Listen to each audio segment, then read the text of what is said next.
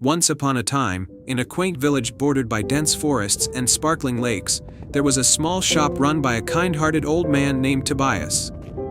Tobias was known for crafting beautiful wooden toys and trinkets, but his most prized possession was an old, intricately carved music box. The music box had been passed down through generations and was said to have magical properties. The music box was adorned with delicate carvings of dancing figures and tiny stars. When opened, it played a hauntingly beautiful melody that could captivate anyone who heard it. Tobias kept it hidden away, believing it was too precious to be sold. In the same village lived a young girl named Ilara. Ilara was known for her curiosity and her love for music. She often wandered through the village, listening to the songs of birds and the rustling leaves. One day, while visiting Tobias's shop, Ilara spotted the music box and was instantly enchanted by its beauty. "Why don't you play it?" Ilara asked Tobias, her eyes wide with wonder. Tobias smiled gently. "Ah, this music box is very special. It plays a melody that can only be heard by those with a true heart. It has a magic that's meant for a special purpose." Ilara's curiosity grew stronger. She couldn't stop thinking about the music box and the magical melody it might hold. One evening, as the moon rose high in the sky, Ilara found herself at Tobias's shop again. The shop was closed, but she noticed a faint light coming from inside. She peeked through the window and saw the music box glowing softly. Unable to resist, Ilara gently opened the door and stepped inside. The music box sat on the counter, bathed in moonlight. As she approached it, the box began to play its enchanting melody.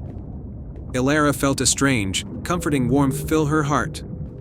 Suddenly, the room seemed to shimmer, and a gentle, shimmering fairy appeared. The fairy had delicate wings and a kind, serene expression. "Greetings, Ilara," the fairy said with a soft voice. "I am Serafina, the guardian of the music box. You have a pure heart and a deep love for music. The box's magic has chosen you." Ilara's eyes widened.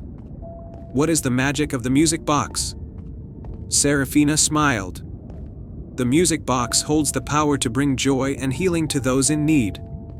But to unlock its full magic, you must use its melody to help someone who is truly in need of hope." Ilara nodded, feeling a sense of purpose. She left the shop with the music box, determined to find someone who needed its magic. As she walked through the village, she noticed a small, run-down cottage on the edge of town. Inside, she saw an elderly woman sitting by a window, her face etched with sadness. Ilara hesitated for a moment but then decided to knock on the door. The elderly woman, whose name was Agnes, answered with a warm but weary smile. "Hello, Miss Agnes," Ilara said gently. "I have something that might bring you some joy." She opened the music box and let the melody fill the room. As the enchanting music played, Agnes's eyes filled with tears of joy. The melody seemed to lift her spirits and bring a sense of peace to her heart. She began to share stories of her younger days, her face lighting up with happiness. Ilara sat with Agnes, listening to her stories and sharing in her joy. The magic of the music box brought comfort and renewed hope to Agnes, who had been feeling lonely and forgotten. Days turned into weeks, and the village began to notice a change in Agnes. Her cottage was soon filled with laughter and light, and she became more active in the community.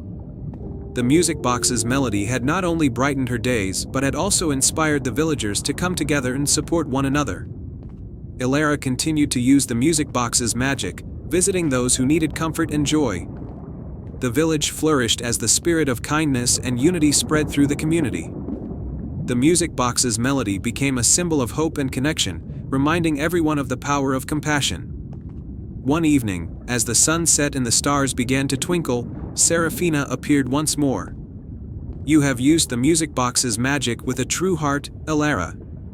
Your kindness has brought great joy to many. The box's magic will continue to shine through you." With a grateful heart, Ilara thanked Serafina and returned the music box to Tobias's shop. The magic of the box had fulfilled its purpose, and its melody would always remind the villagers of the power of kindness and love. And so, under the starry night sky, Dalara and the village lived happily ever after, their hearts touched by the enchanting music box and the magic it had brought into their lives. The end. Once upon a time, in a kingdom far away, there was a village called Larkspur nestled in a valley surrounded by towering mountains and dense forests. Larkspur was a peaceful village where everyone knew each other, and life was simple and joyful. However, the village had a mysterious problem. Every year, on the first night of summer, the village's precious well would run dry, leaving the villagers without their most vital resource. The villagers had tried everything to solve the mystery, but no one had succeeded. Legend had it that deep within the forbidden forest, which lay beyond the mountains, there was an enchanted spring with water that could bring life back to their well. Yet, the forest was filled with magical creatures and ancient spells that protected the spring. In this village lived a young girl named Eliza, known for her bravery and kindness. She had often heard the stories of the enchanted spring from her grandmother, who believed that only someone with a pure heart could find it.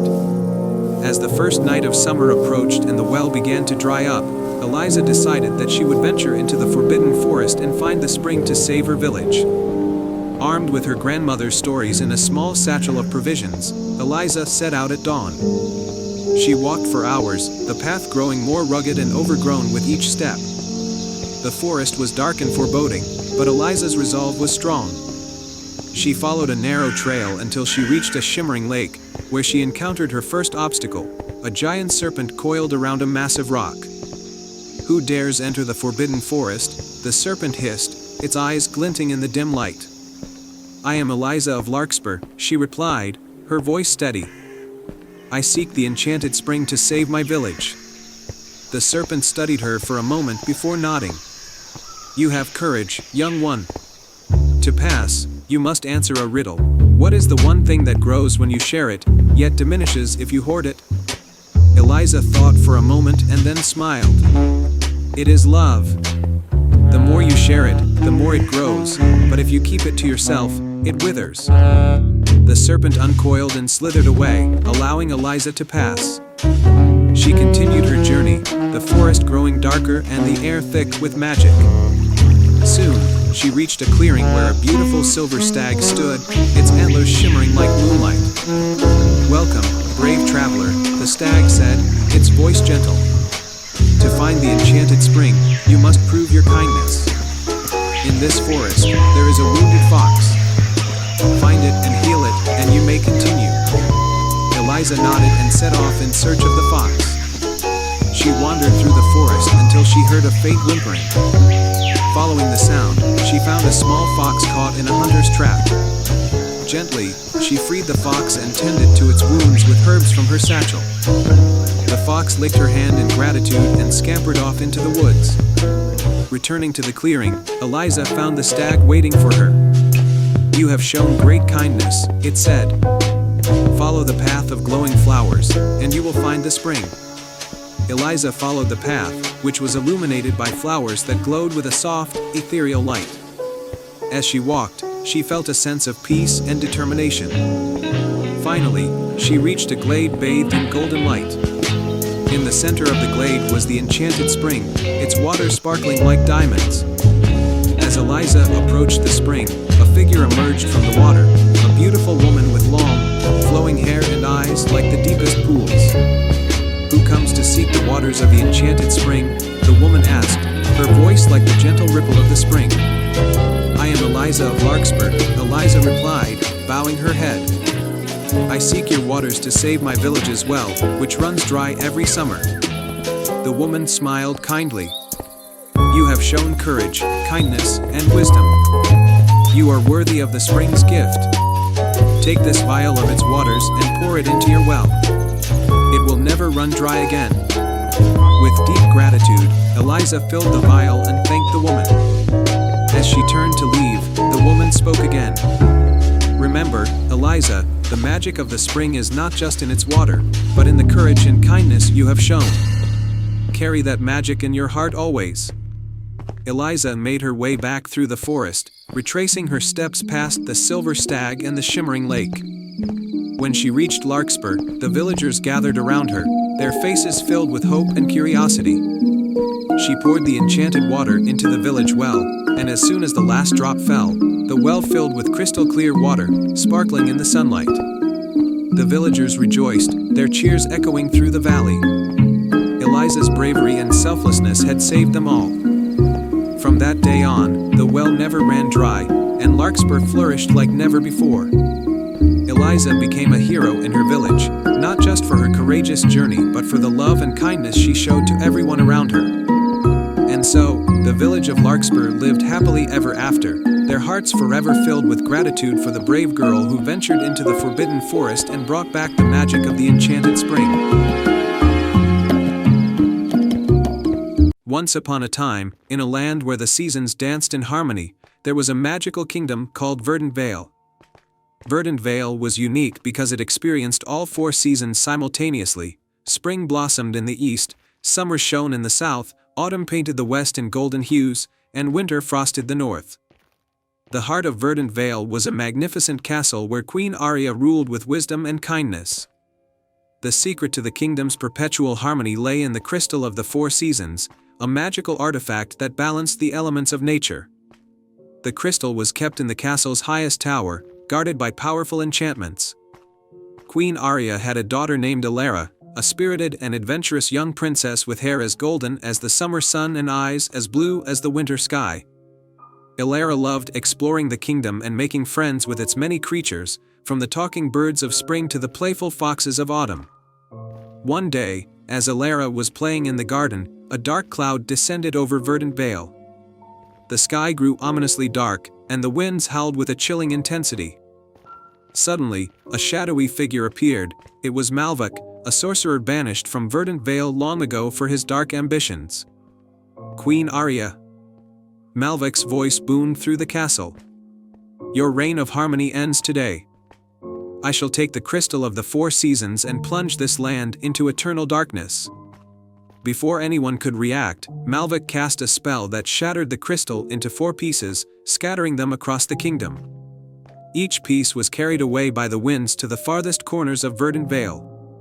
The balance of the seasons was broken, and chaos ensued. Winter snowed upon summer, autumn leaves fell upon spring blossoms, and the once harmonious land was thrown into turmoil.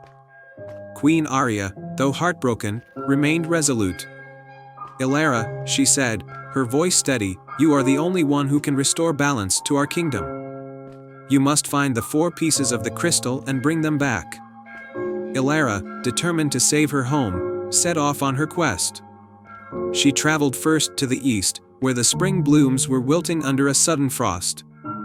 There, she met a wise old hare named Thistle, who guided her to a hidden grove where the first piece of the crystal lay beneath an ancient cherry tree. Beware, princess, Thistle warned. Malvuk's magic has awakened the frost golem, who guards this grove. Summoning her courage, Elara approached the grove and found the frost golem towering over the crystal shard. Using her quick wits, she tricked the golem into chasing a decoy made of snow, giving her the chance to retrieve the crystal piece. With the first piece secured, Elara journeyed south to the summer lands, now plagued by unpredictable rainstorms. In the heart of a sun-scorched desert, she encountered a fiery phoenix named Solara. The phoenix, impressed by Elara's determination, helped her locate the second piece of the crystal hidden in a cave of molten lava. To retrieve it, Elara had to cross a river of fire. Solara gifted her a feather that allowed her to walk through the flames unharmed. With the second piece in hand, she continued west to the autumn lands. There, the once vibrant forests were cloaked in fog and shadows. Elara found herself in a maze of enchanted trees, where she met an elusive stag named Orion.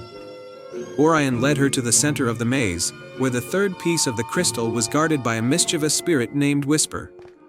Elara engaged Whisper in a riddle contest, knowing that spirits loved games of wit. After correctly solving Whisper's riddles, she earned the third piece of the crystal. Finally, Elara traveled north to the winter lands, where blizzards now raged uncontrollably. In an ice cavern, she encountered a snow leopard named Frost. With Frost's help, Elara located the final piece of the crystal, embedded in a glacier. To free it, she had to melt the ice using the warmth of her heart. Elara remembered the love she had for her family and her kingdom. Focusing on these feelings, she held the crystal piece and, miraculously, the ice melted away. With all 4 pieces of the crystal, Elara returned to Verdant Vale. She climbed the castle's highest tower and placed the pieces together. The crystal glowed with a brilliant light, restoring balance to the seasons. The dark clouds parted, and Malvek's spell was broken. Queen Arya embraced Elara, her eyes filled with pride. "You have saved us all, my brave daughter." The kingdom rejoiced, and Verdant Vale once again flourished with the harmony of the 4 seasons. Elara's adventure became a legendary tale, reminding everyone of the power of courage, wisdom, and love. And so, under the eternal dance of the seasons, Verdant Vale thrived, and Princess Elara's bravery was celebrated for generations to come. And they all lived happily ever after. Once upon a time, in a land where twilight painted the sky with hues of purple and gold, there was a magical kingdom called Celestia. This kingdom was known for its breathtaking night skies, where stars twinkled in elaborate patterns that told stories of old. The beauty of the stars was thanks to the kingdom's star painter, an enigmatic figure who painted the night sky with stardust and dreams. The star painter, whose real name was Elara, lived in a grand observatory atop the highest hill in Celestia.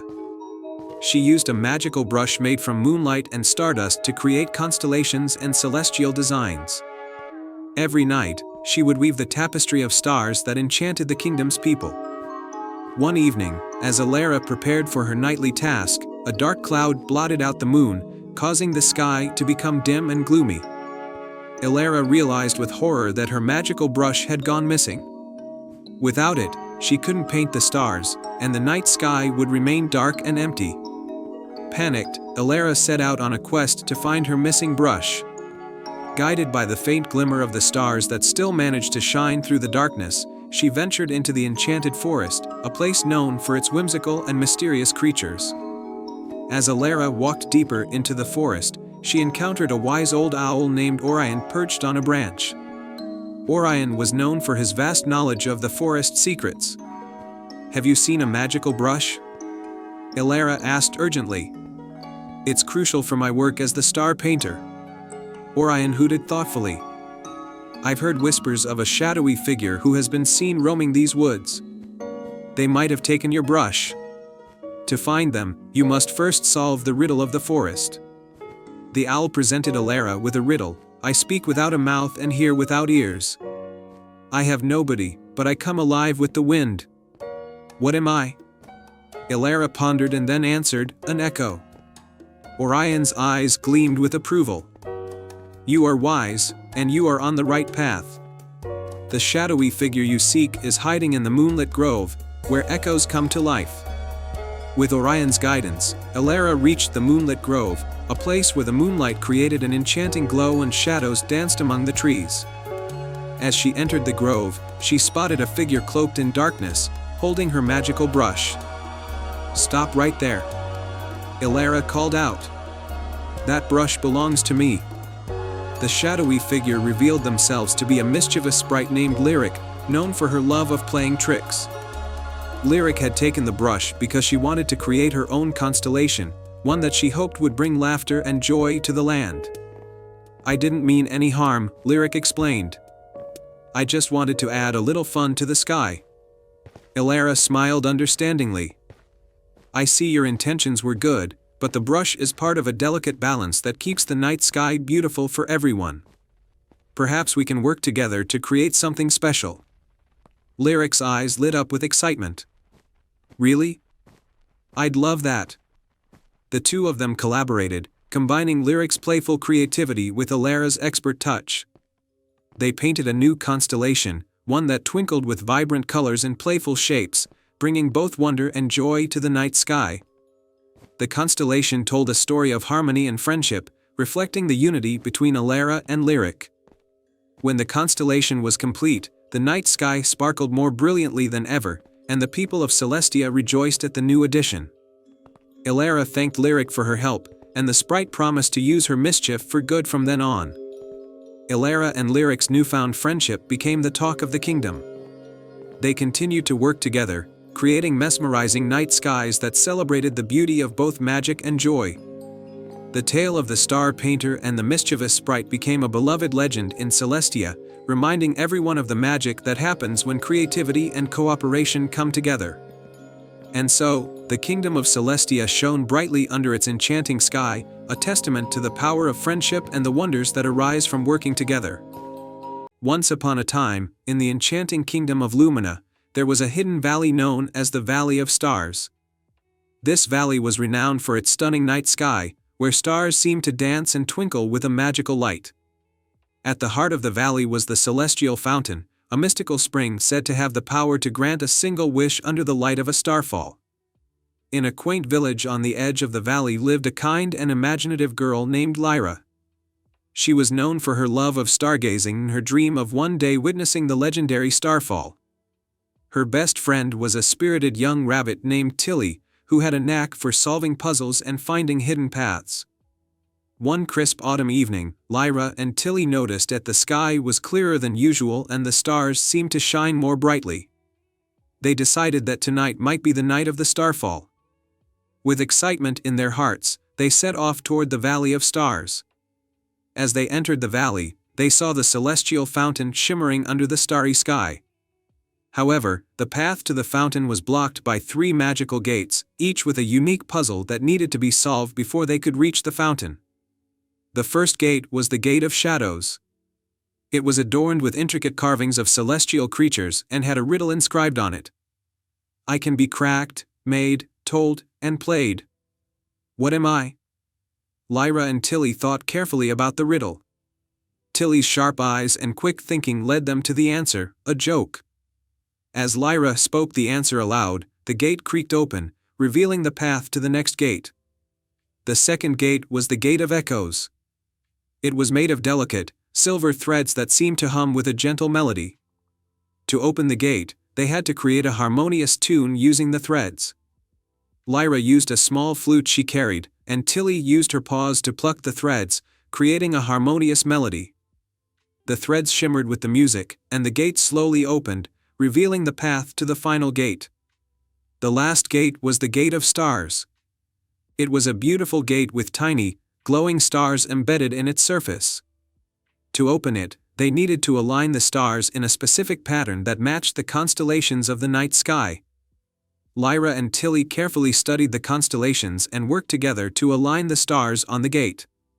As they completed the pattern, the gate glowed brightly and swung open, allowing them to approach the celestial fountain. The celestial fountain sparkled with an otherworldly light, and as the first stars began to fall from the sky, Lyra and Tilly knew the starfall had begun. The fountain's water glistened with the colors of the starfall, creating a mesmerizing display.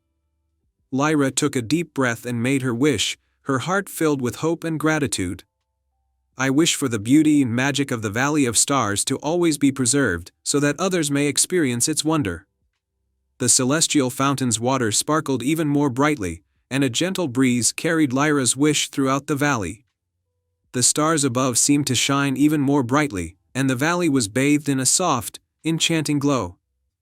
Lyra and Tilly returned to their village, their hearts full of joy and wonder. The story of their adventure and the magic of the starfall became a cherished tale in Lumina, reminding everyone of the beauty and magic that existed in their world. And so, the Valley of Stars continued to be a place of wonder and enchantment, where dreams and wishes were intertwined with the magic of the night sky. The end. In the heart of a misty valley, surrounded by whispering woods and shimmering lakes, lay the village of Lunaria. Lunaria was known for its beautiful moonlit nights when the stars danced across the sky and the moon's light painted everything in silver. But there was one secret that made these nights even more special: the moonlit melody. The moonlit melody was a magical tune that could only be heard on nights when the moon was full. It was said that the melody could only be played by someone pure of heart, and it had the power to heal and bring joy to those who heard it.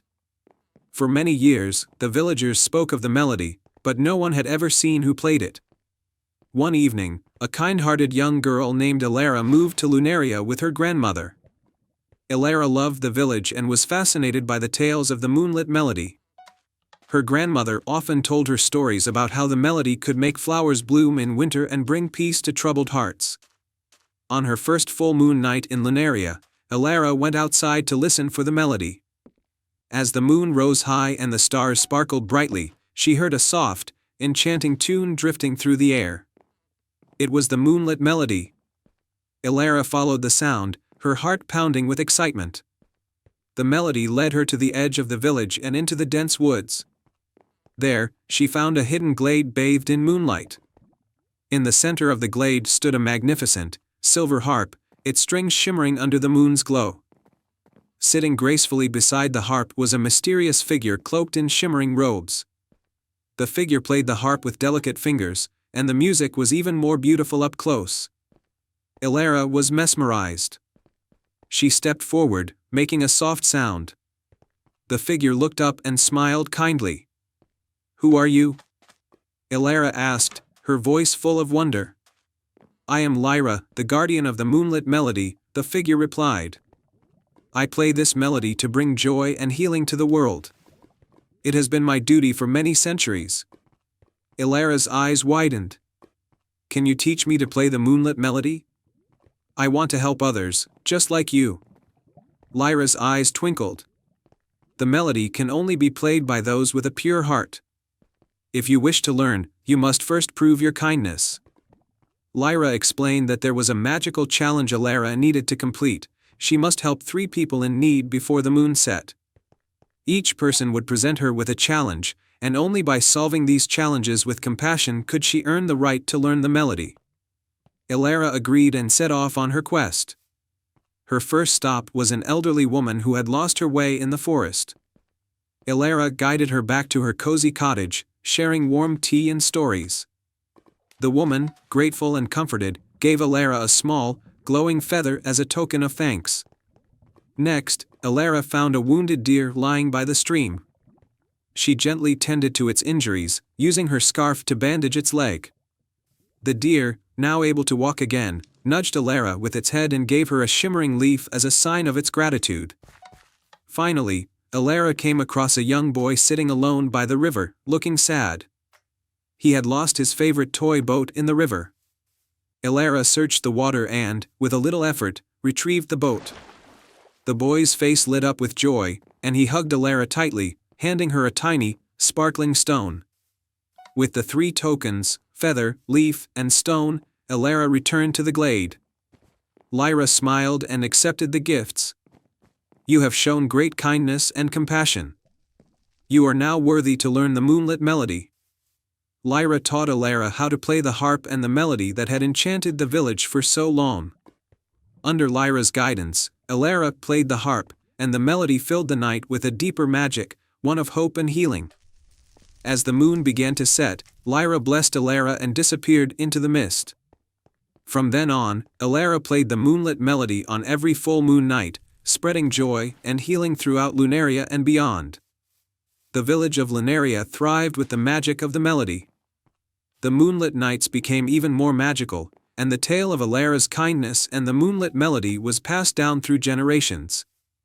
And so, the secret of the moonlit melody continued, cherished by all who heard it, and Elara's story became a timeless legend of the power of kindness and the magic of the moon. Once upon a time, in the vibrant kingdom of Etheria, there was a legendary compass said to possess magical powers. This compass was rumored to guide its bearer to their deepest desires, but it had been lost for centuries. The tale of the compass was a favorite among the villagers, who would often tell stories of its wonders around the hearth. In a small village nestled at the edge of a great forest, lived a young girl named Ayla. Ayla was known for her boundless curiosity and adventurous spirit. Her father, a humble craftsman, had told her stories of the enchanted compass when she was a child, and she grew up dreaming of finding it. One day, while exploring the attic of her family's cottage, Ayla stumbled upon an old, dusty chest. Inside, she found a faded map and an ancient journal belonging to her great-grandfather, who was an explorer. The map depicted a route through the forbidden forest, which led to a place marked with a golden star. The journal mentioned a compass that could be found there. Excited by her discovery, Ayla decided to embark on a journey to find the enchanted compass. She packed a small bag with essentials, including some food, a lantern, and a sturdy rope, and set off early the next morning. the Forbidden Forest was known for its magical creatures and mysterious happenings. As Ayla ventured deeper into the forest, she encountered a mischievous fox named Finn. Finn had sparkling green eyes and a playful grin. "Hello there," Finn called out. "What brings you to the heart of the Forbidden Forest?" Ayla explained her quest to find the enchanted compass. Finn, intrigued by her determination, offered to help her, but with one condition: she must first solve a riddle. "Here's the riddle," Finn said, "to guide you on your way. I can be cracked, made, told, and played. What am I?" Ayla thought carefully and answered, "A joke." Finn clapped his paws in delight and led Ayla to a hidden path, covered in soft, glowing moss. The path wound through the forest and eventually opened up to a clearing with a shimmering pond. Beside the pond, there was an old willow tree with long, graceful branches that seemed to sway even though there was no wind. Perched on a branch was a wise old owl named Orla. To find the enchanted compass, Orla hooted, "You must prove your bravery and heart. Answer this question. What is something that you can hold in your hand, but is not tangible, and can be given away yet still remain with you?"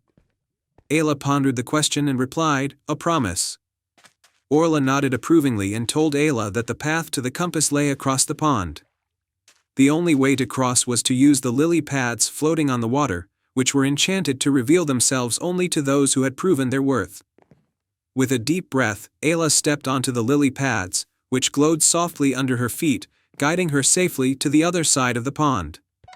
There, she found a small, ornate chest hidden beneath the roots of a giant tree. The chest was adorned with intricate carvings of stars and moons. As Ayla opened the chest, she found the enchanted compass nestled inside.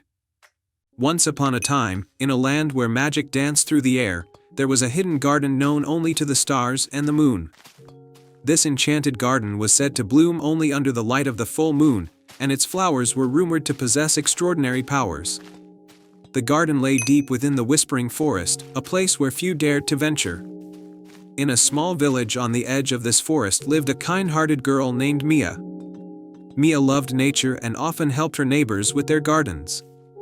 Despite the village's charm, it faced a persistent drought that made it hard for crops to grow and for the villagers to thrive. Everyone was worried, but no solution seemed to work. One evening, as the full moon rose high in the sky, Mia sat outside, hoping for a miracle.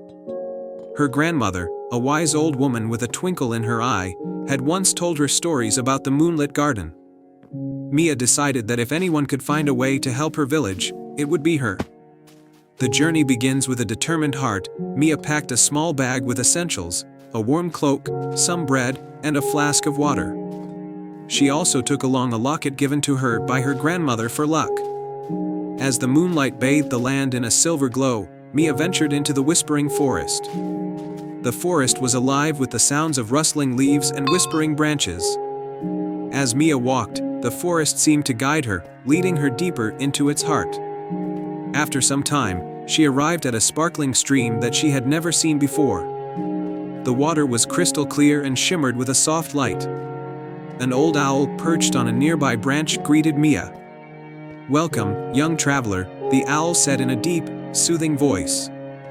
"To find the moonlit garden, you must first answer a riddle. Only then will you find the path." The riddle. Mia nodded and listened carefully as the owl spoke. "I can be cracked, made, told, and played. What am I?" Mia thought for a moment and then answered confidently, "A joke." The owl hooted in approval. "Well done. Follow the stream, and it will lead you to the entrance of the moonlit garden." The moonlit garden. Following the stream, Mia came upon a hidden gate covered in ivy and glowing softly in the moonlight. With a deep breath, she pushed open the gate and stepped into the moonlit garden. The garden was even more magical than she had imagined. Flowers of every color imaginable bloomed under the moon's light, their petals shimmering like stars. In the center of the garden stood a large, ancient tree with a trunk covered in golden leaves. As Mia approached the tree, she noticed a small, golden key hanging from one of its branches. Next to the tree was a beautiful fountain with a note that read, "To those who seek, a wish can be granted. But only if the heart is truly pure and selfless." The wish Mia took the golden key and approached the fountain. She made a heartfelt wish. I wish for my village to have enough water and for our crops to thrive. As she spoke her wish, the fountain's water began to sparkle more brightly. The golden key floated above the fountain and then gently landed back on its branch. A soft, warm light enveloped the garden, and Mia felt a sense of peace and fulfillment. The return home with her wish made, Mia turned to leave the moonlit garden. As she walked back through the whispering forest, she noticed that the forest seemed to hum with happiness, and the path appeared more vibrant.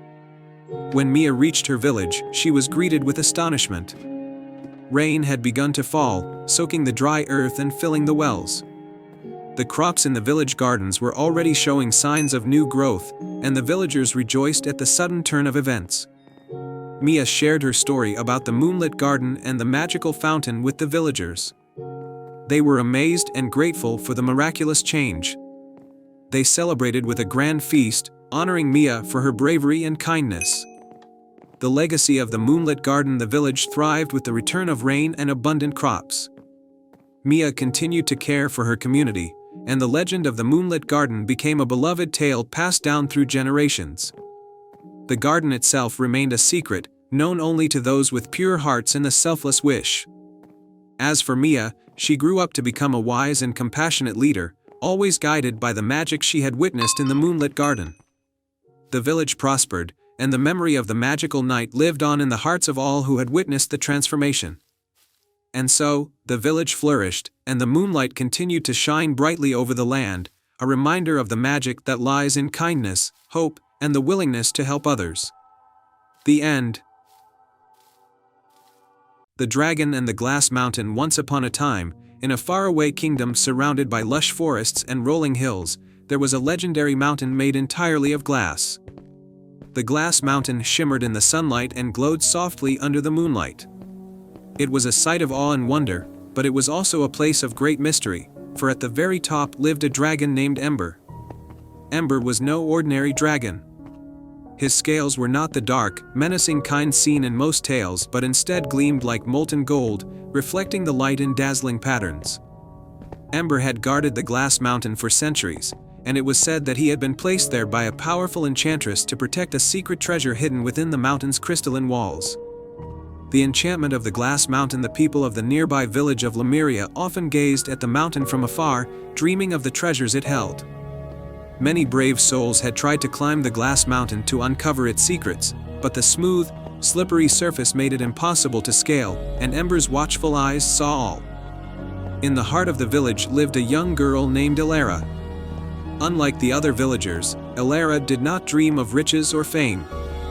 She was curious and kind, and she loved stories of adventure and magic.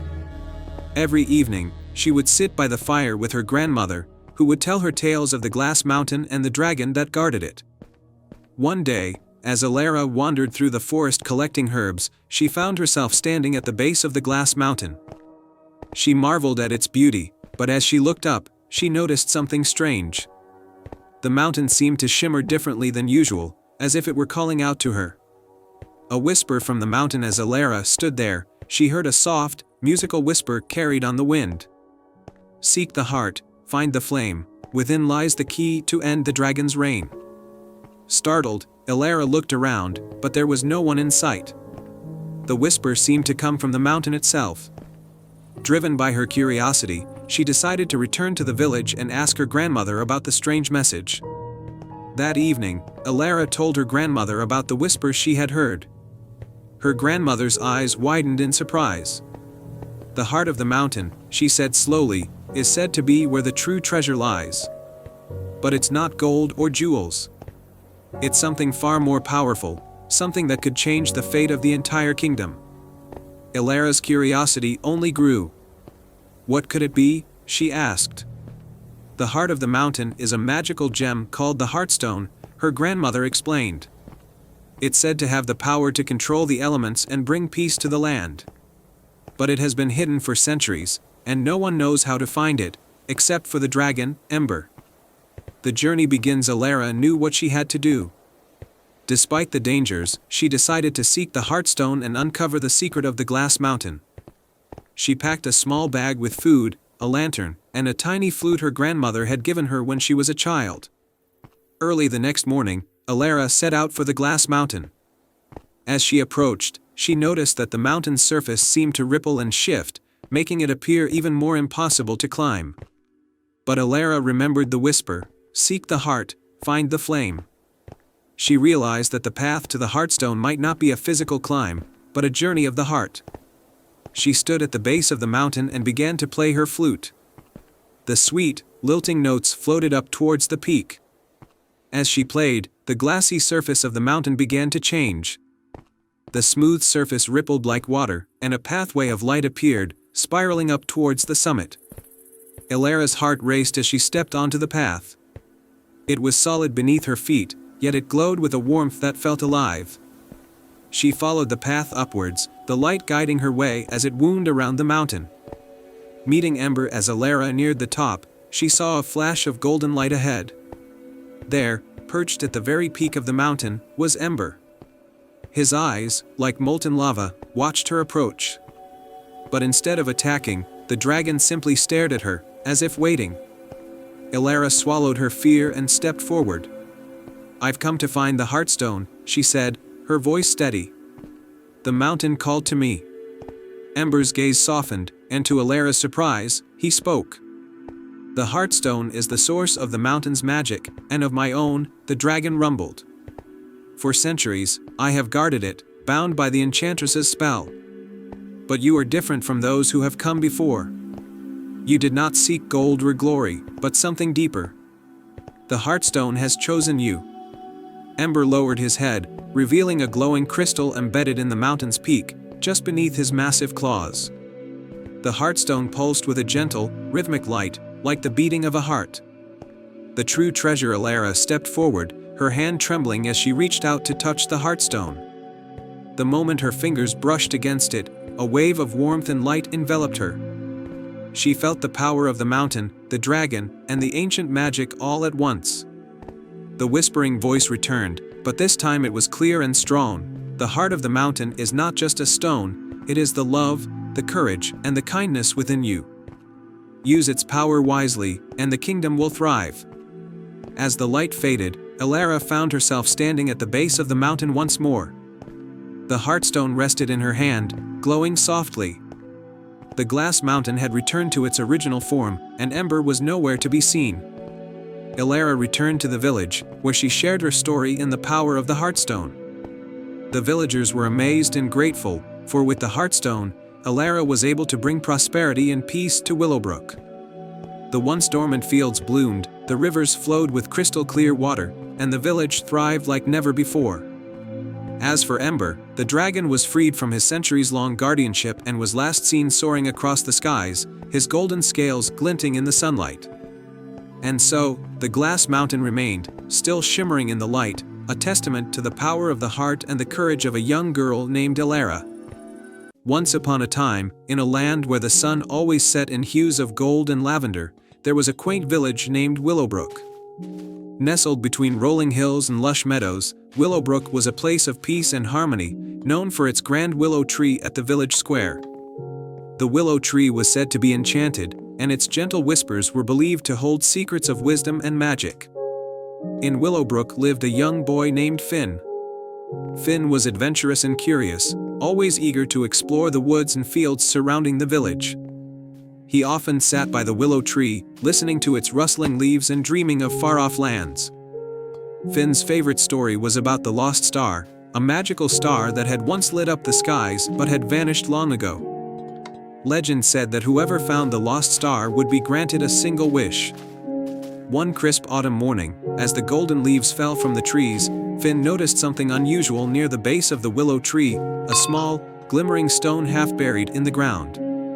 Finn picked it up and saw that it was a star-shaped gem with a soft, pulsating glow. Excitedly, he showed it to Elder Miriam, the village storyteller. Elder Miriam's eyes widened in recognition.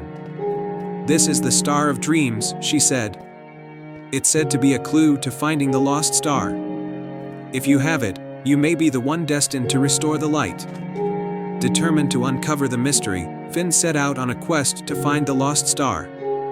Guided by the star-shaped gem, he ventured into the Whispering Woods, a place known for its magical creatures and hidden paths. As Finn walked deeper into the woods, he encountered a wise old fox named Ember. Ember had shimmering fur and a knowing gaze. "I see you carry the Star of Dreams," Ember said.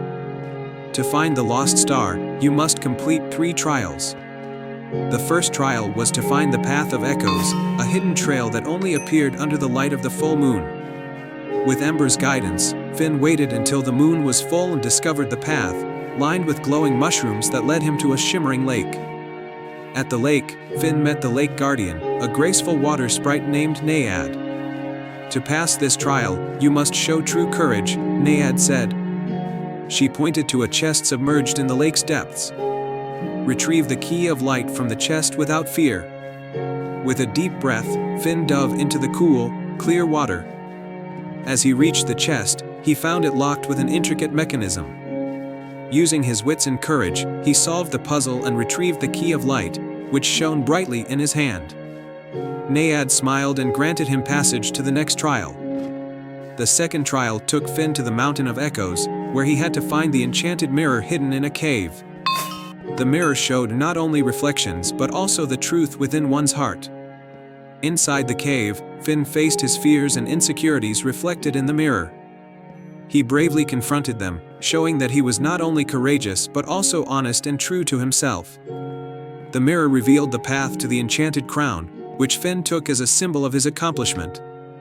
The final trial led Finn to the Valley of Whispers, where he had to solve a riddle spoken by the wind spirit. The riddle was, "I have cities but no houses, forests but no trees, and rivers but no water. What am I?" Finn pondered the riddle and answered, "A map." The wind spirit, pleased with his answer, guided him to a hidden glade where the lost star lay, glowing faintly beneath a blanket of leaves. Finn gently picked up the lost star, feeling its warmth and light. As he held it, the star's glow grew brighter, filling the valley with a dazzling light. The lost star's light spread throughout the land, restoring the beauty and magic of the Whispering Woods. With the lost star's magic restored, Finn returned to Willowbrook as a hero. The village celebrated his bravery and wisdom, and the willow tree's whispers grew even more magical. Finn made a single wish, to share the lost star's light with the world, so that everyone could experience its wonder. And so, the lost star continued to shine brightly in the skies, bringing hope and joy to all. Finn's adventure became a beloved tale in Willowbrook, and his courage and kindness were remembered for generations. And they all lived happily ever after. Once upon a time, in a land far beyond the edge of the world, there was a vast and mystical forest known as Eldergrove. Eldergrove was no ordinary forest, it was enchanted. Magic shimmered in the air, and the trees whispered secrets to those who listened closely. It was a place where fairies danced, and animals spoke in gentle tones. In the heart of Eldergrove lived a small but brave squirrel named Finn. Finn was known throughout the forest for his courage and kindness. He had tiny, bushy tails that flicked with excitement whenever he was on an adventure. His bright eyes sparkled with curiosity, and he had a knack for solving puzzles that left even the wisest creatures stumped. One sunny morning, the harmony of Eldergrove was disrupted by an unusual sight. A dark cloud hung over the forest, and an ominous silence replaced the usual cheerful chatter of the woodland creatures. The magical river Lumina, which sparkled with enchanted light, had lost its glow. Without its light, the forest was at risk of being swallowed by darkness. The wise old owl, Orion, who had seen many moons, called a meeting of all the forest creatures. They gathered in a clearing, their faces etched with concern. Orion explained that the source of the river Lumina's magic, the crystal of light, had been stolen. Without it, the river could no longer shine, and the forest would fall into eternal night. "We need someone brave to retrieve the crystal," Orion declared, "and restore the light to our river." Finn, who had been listening intently, stepped forward. "I will retrieve the crystal and restore the light," he said firmly. The forest creatures cheered, their spirits lifting for the first time in days. Orion gave Finn a small, shimmering map that would guide him through the enchanted forest, past the gloomy glade, and to the Mountain of Shadows, where the crystal was believed to be hidden. With the map secured and his heart full of courage, Finn set off on his journey. Finn's first challenge came at the enchanted forest's edge. The trees there were ancient and wise, but also known to be mischievous. To pass, Finn had to answer a riddle posed by the guardian oak, a massive, gnarled tree. What has keys but can't open doors, has a heart but never beats, and when lost, brings sorrow? The guardian oak asked. Finn thought for a moment, then replied, a piano. The guardian oak nodded approvingly and allowed Finn to pass. As Finn continued, he reached the gloomy glade, a dark and eerie part of the forest where the shadows seemed to have a life of their own. Here, Finn encountered a friendly, though slightly grumpy, firefly named Lumi. Lumi's light was faint but offered Finn a glimmer of hope. I'll help you find your way through the gloomy glade, Lumi offered, but only if you can solve another riddle. Finn agreed, and Lumi asked, what is light as a feather, yet the strongest man can't hold it for much more than a minute? With a smile, Finn answered, breath. Lumi's light brightened, and together, they made their way through the glade, where the darkness seemed less daunting with Lumi's guidance. The next leg of the journey led Finn to the Mountain of Shadows. The path was steep and treacherous, with rocks that seemed to whisper doubts into his ears. Finn was tired but determined. As he climbed, he spotted a small, glowing creature caught in a tangle of thorns. It was a fairy named Alara, known for her delicate beauty and kind heart. I'm so grateful you found me, Alara said.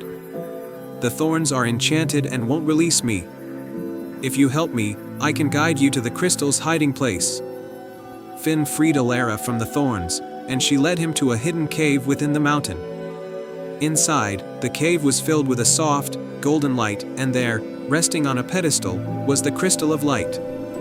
Just as Finn was about to take the crystal, a shadowy figure emerged from the darkness. It was the forest's former protector, who had turned to darkness and stolen the crystal in his quest for power. A fierce battle of wits ensued, with the dark figure trying to confuse Finn with illusions. But Finn remembered the lessons he had learned along his journey. Using his bravery and quick thinking, he outsmarted the dark figure, revealing the truth and restoring the crystal to its rightful place. The dark figure vanished, leaving Finn triumphant. With the crystal safely in his possession, Finn and Alara returned to Eldergrove. The moment the crystal touched the river Lumina, the river burst back into its radiant, shimmering light. The darkness lifted from the forest, and the creatures of Eldergrove rejoiced.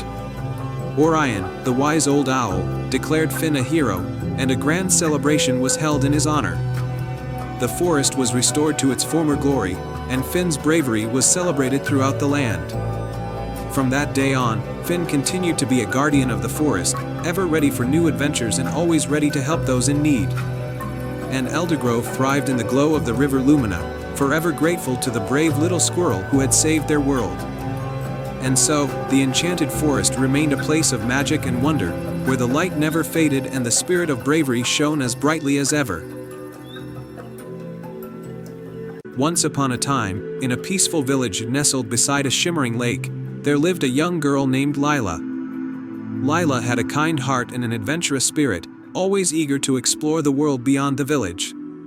The villagers often spoke of an old legend about a magical silver lantern hidden deep in the whispering forest. This lantern was said to grant one heartfelt wish to anyone who found it. One crisp autumn morning, Lila decided it was time to seek out the lantern and make a wish that could help her village. The villagers had been struggling with a harsh winter that had left them with very little food. Lila hoped that by finding the lantern, she could wish for an end to the harsh weather and bring prosperity to her home. She set off with a small satchel containing some food, a map she had drawn from old tales, and her faithful dog, Rusty. The whispering forest was known for its mysterious nature, with trees that seemed to whisper secrets and paths that changed as you walked them. As Lila ventured into the forest, she noticed the trees seemed to be watching her. Their leaves rustled softly, and their branches swayed as if guiding her way. Following her instincts and the gentle whispers of the trees, Lila navigated through the winding paths. After a while, she encountered a sparkling river that glowed with an ethereal light. The river was said to be enchanted, and crossing it was no easy feat. At the river's edge, Lila saw a rickety old bridge made of shimmering vines. It swayed precariously with each step. Rusty barked nervously, but Lila reassured him with a calm voice. She carefully crossed the bridge, one step at a time, focusing on her goal and using her balance and determination to keep steady. On the other side, Lila entered a meadow filled with glowing fireflies. The fireflies seemed to dance in patterns, creating a path of light that led her deeper into the forest. Lila followed the path, feeling a sense of excitement and hope. After a long journey, she arrived at a clearing where a large, ancient oak tree stood. Its trunk was gnarled and twisted, but at its base was a small, hidden door. Lila gently pushed the door open and found herself in a hidden grove bathed in moonlight. In the center of the grove stood the silver lantern, glowing with a soft, silver light. As she approached the lantern, Lila heard a gentle voice. "Welcome, brave traveler," it said. Lila turned to see a graceful, ethereal figure, an ancient guardian of the forest named Elowen. "I am Elowen, the guardian of the silver lantern. To earn its magic, you must complete 3 tasks that will test your heart."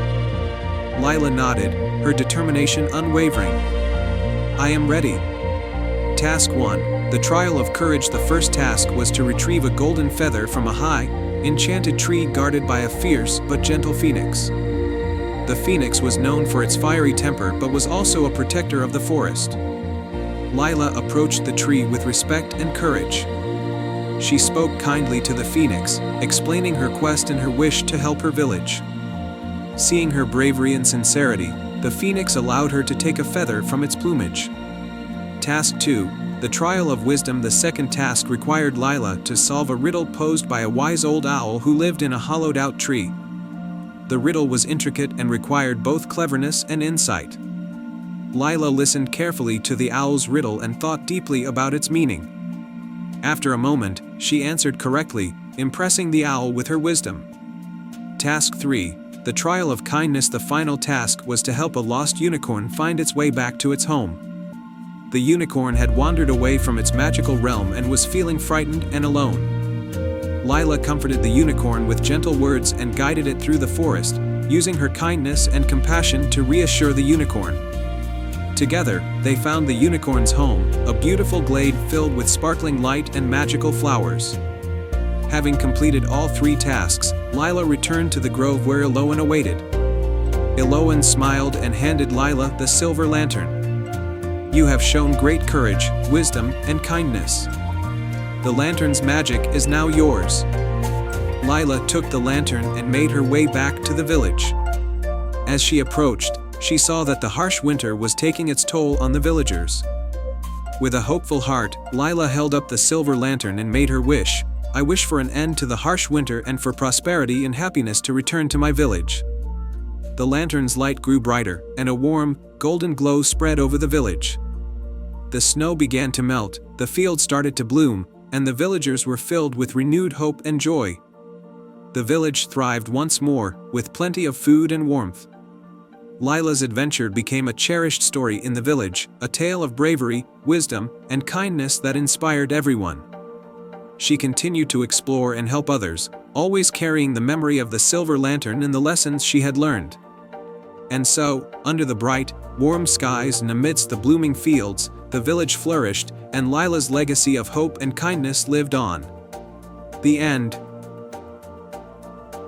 Once upon a time, in a quaint seaside village, there lived a young girl named Lila who loved to explore the shore. The village, known for its vibrant colors and warm-hearted people, was nestled between a lush green forest and a sparkling blue sea. One day, while wandering along the beach, Lila discovered a shimmering starfish half buried in the sand. It sparkled in hues of gold and silver, unlike any starfish she had ever seen. Curious, she picked it up, and as she did, the starfish began to glow brightly. "Thank you for finding me," a soft, melodic voice spoke from the starfish. Lila nearly dropped it in surprise, but the voice continued, "I am Stardust, an enchanted starfish from the depths of the ocean. Long ago, a sea witch cast a spell on me, trapping me here. I can grant you one wish in return for freeing me." Lila's eyes widened with wonder. She had always wished for an adventure beyond her village. She thought for a moment and then said, "I wish to see what lies beyond the horizon and to have an adventure like never before." With a flash of light, Stardust transformed into a magical boat with golden sails. "Climb aboard," the voice instructed, "and your adventure will begin." Excited, Lila climbed into the boat. As soon as she sat down, the boat began to glide smoothly over the water, leaving behind a trail of sparkling waves. The sea was calm, and the sky was painted with the soft colors of sunset. As the boat sailed farther from the shore, Lila saw wonders she had never imagined. The ocean was teeming with colorful fish that danced in the water, and dolphins leaped gracefully alongside the boat. At night, the boat floated under a sky filled with dazzling stars that seemed to touch the water. After a few days at sea, the boat arrived at a hidden island. The island was covered in lush, exotic plants, and a waterfall cascaded into a crystal-clear pool. Lila disembarked and explored the island. She found a grove of ancient trees whose leaves sparkled like emeralds and a cave with walls covered in glistening gems. As Lila ventured deeper into the cave, she discovered a glowing chest. Inside the chest were several magical items: a golden compass, a cloak of invisibility, and a book of ancient spells. The compass pointed not just north but toward the heart of every adventure. Just as Lila was about to examine the book, she heard a rustling sound. Out of the shadows emerged a friendly, talking parrot named Captain Featherbeak. "Ahoy, there," squawked the parrot. "I see you found the treasures of the Island of Wonders. I've been guarding them for centuries. What brings you here?" Lila explained her wish for adventure and how Stardust had helped her. Captain Featherbeak nodded thoughtfully. "You've proven yourself to be brave and kind. These treasures are meant for those with a true spirit of adventure." Captain Featherbeak then shared stories of the island's magic and the sea's secrets. He spoke of hidden treasures and mystical creatures, and even offered to accompany Lila on her journey to explore more of the world. Lila and Captain Featherbeak set off together, using the magical compass to guide their way. They encountered magnificent sea creatures, explored forgotten shipwrecks, and even helped a mermaid retrieve a stolen pearl from a mischievous sea serpent. Their adventures were filled with challenges, but also with laughter and friendship. With each new journey, Lila learned more about bravery, kindness, and the magic that exists in every corner of the world. Eventually, the magical boat brought Lila back to her village. The people welcomed her with open arms, amazed by the tales of her travels. Lila kept the treasures as reminders of her grand adventure and continued to explore, always guided by the golden compass. As for Stardust, the starfish returned to the ocean depths, forever grateful to Lila for setting him free. The enchanting adventures lived on in Lila's heart, and she knew that the world was full of magic just waiting to be discovered. And so, Lila's story became a legend in her village, inspiring others to seek their own adventures and to believe in the wonders of the world. And whenever she looked at the stars, she remembered the enchanted starfish that had made her dreams come true. The enchanted lantern. In a land where the mountains met the clouds and rivers sparkled with enchantment, there was a village called Luminera. Luminera was renowned for its annual Festival of Lights, a magical celebration where lanterns filled the sky, lighting up the night with 1,000 glimmers. The festival was said to be guided by the magic of a legendary lantern hidden deep in the heart of the enchanted forest. In this village lived a young girl named Mira, known for her boundless curiosity and kind heart. Despite the joy of the festival, Mira felt that something was missing in her life. She longed to discover the true source of the lantern's magic and find her own place in the world. The lantern's call. One crisp autumn evening, as the Festival of Lights approached, Mira found an old, ornate lantern while exploring the attic of her family's cottage. The lantern was beautifully decorated with intricate patterns and had a faint, glowing light emanating from within. Attached to it was a note that read, "To uncover the true magic of the festival, follow the light of the lantern to the heart of the enchanted forest." With excitement and determination, Mira decided to follow the lantern's glow. She set out on her journey as twilight descended, the village lights fading behind her. The enchanted forest was a place of wonder, with trees that whispered ancient secrets and flowers that glowed softly in the moonlight. The lantern's light guided Mira through the forest's winding paths, illuminating her way and casting enchanting shadows. As she walked, she encountered a series of magical creatures, a mischievous fox with glowing eyes, a wise old owl who offered her cryptic advice, and a gentle deer that led her to a hidden waterfall. Each creature gave Mira a piece of advice, helping her understand that her journey was not just about finding the lantern's magic, but also about discovering her own inner light. The heart of the forest. After a long journey, Mira arrived at a serene glade bathed in moonlight. At the center of the glade stood a grand, ancient tree with a trunk that shimmered like stardust. The lantern's light grew brighter as she approached the tree, revealing a hidden door at its base. With a sense of awe, Mira opened the door and stepped inside a hidden chamber. The chamber was filled with the soft glow of countless lanterns, each one reflecting different colors and patterns. In the center of the room was a magnificent, radiant lantern, larger and more beautiful than anything Mira had ever seen. The lantern's secret. As Mira approached the lantern, a gentle voice filled the chamber. "Welcome, Mira.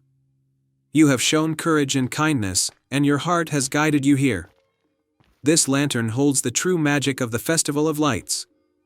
It represents the light within each person, a reminder that the most powerful magic comes from within."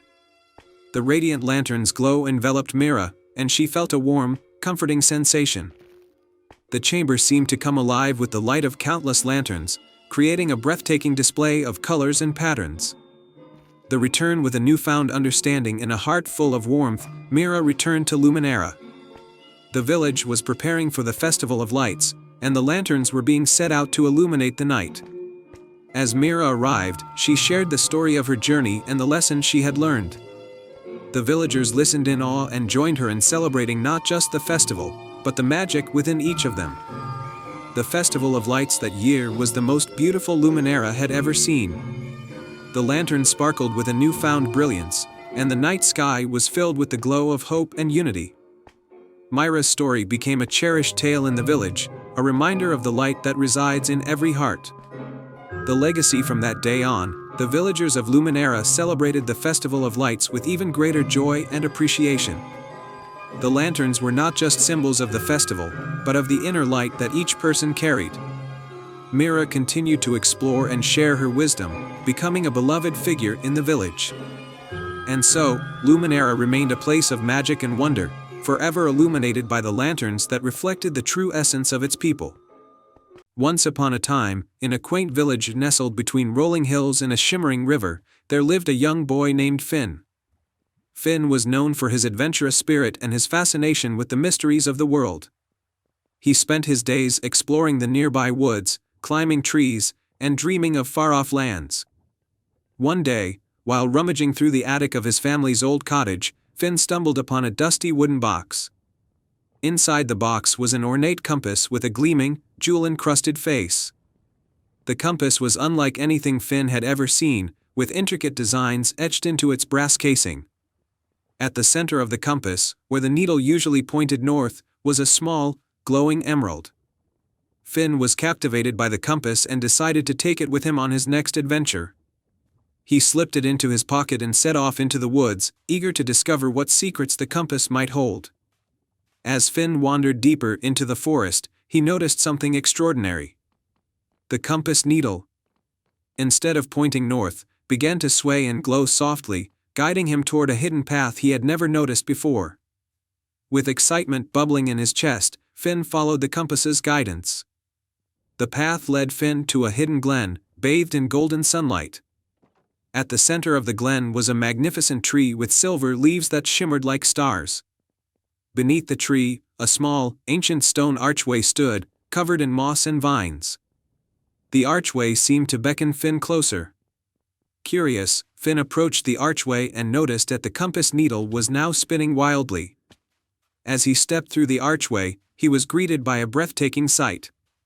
He had entered a magical realm, where the sky was a brilliant shade of twilight purple, and the air was filled with the sweet scent of blooming flowers. In the heart of this enchanted realm was a grand castle made of sparkling crystal.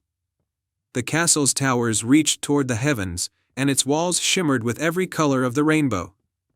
as Finn marveled at the castle. He noticed a figure approaching him, a kind-faced, elderly woman dressed in robes of deep blue and silver. The woman introduced herself as Queen Alara of the Enchanted Realm. She explained that the compass Finn had found was a magical artifact that could lead its bearer to the hidden realm when they were in need of great adventure or help. The realm was a place of wonder, but it was also in need of assistance. The kingdom's magic had begun to fade, and only a heart full of courage and kindness could restore it. Queen Alara revealed that the source of the kingdom's magic was the Heartstone, a powerful gem hidden within the castle. However, the Heartstone had been taken by a mischievous sprite named Puck, who had hidden it away in a maze of illusions and traps. Without the Heartstone, the kingdom's magic would continue to wane. Determined to help, Finn agreed to embark on the quest to retrieve the Heartstone. Queen Alara handed him a small, silver key and wished him luck. The key, she explained, would help him navigate the maze. Finn made his way to the entrance of the maze, where the key glowed brightly in his hand. As he ventured through the labyrinth, he encountered various challenges, bewildering illusions, hidden traps, and magical puzzles. Each challenge required him to use his wits, bravery, and kindness. At one point, Finn came across a small, trapped creature, a golden firefly caught in a web of enchanted vines. Remembering Queen Alara's advice about kindness, Finn carefully freed the firefly. In gratitude, the firefly revealed the way forward, guiding him through a particularly tricky section of the maze. After many trials, Finn finally reached the center of the maze, where Puck was playfully hiding the Heartstone. The sprite, seeing the determination and bravery in Finn's eyes, decided to test him one last time. Puck asked Finn a riddle: "What is the greatest treasure, yet the most humble, that you can give without losing anything?" Finn thought carefully and then answered, "The greatest treasure is love. It is given freely, and it enriches both the giver and the receiver."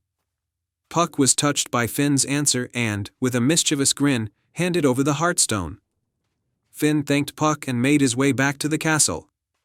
With the Heartstone restored to its rightful place, the Enchanted Realm's magic was rejuvenated. The skies grew even more brilliant, and the flowers bloomed with renewed vigor. Queen Alara and the magical inhabitants of the realm celebrated Finn's bravery and kindness.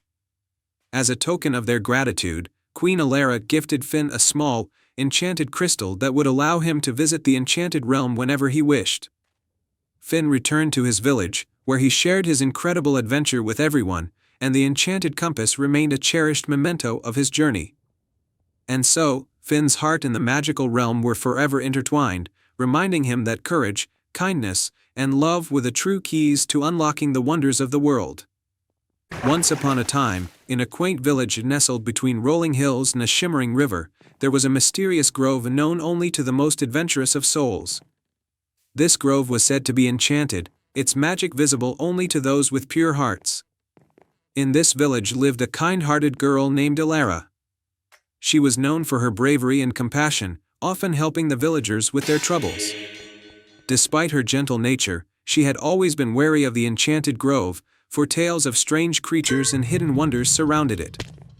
One bright autumn morning, as Alara tended her garden, a soft voice called out to her from the direction of the grove. Startled, she looked up to see a small, shimmering figure standing at the edge of the forest. It was a fairy with iridescent wings and a twinkling smile. "Greetings, Alara," the fairy said. "I am Lumina, the guardian of the enchanted grove.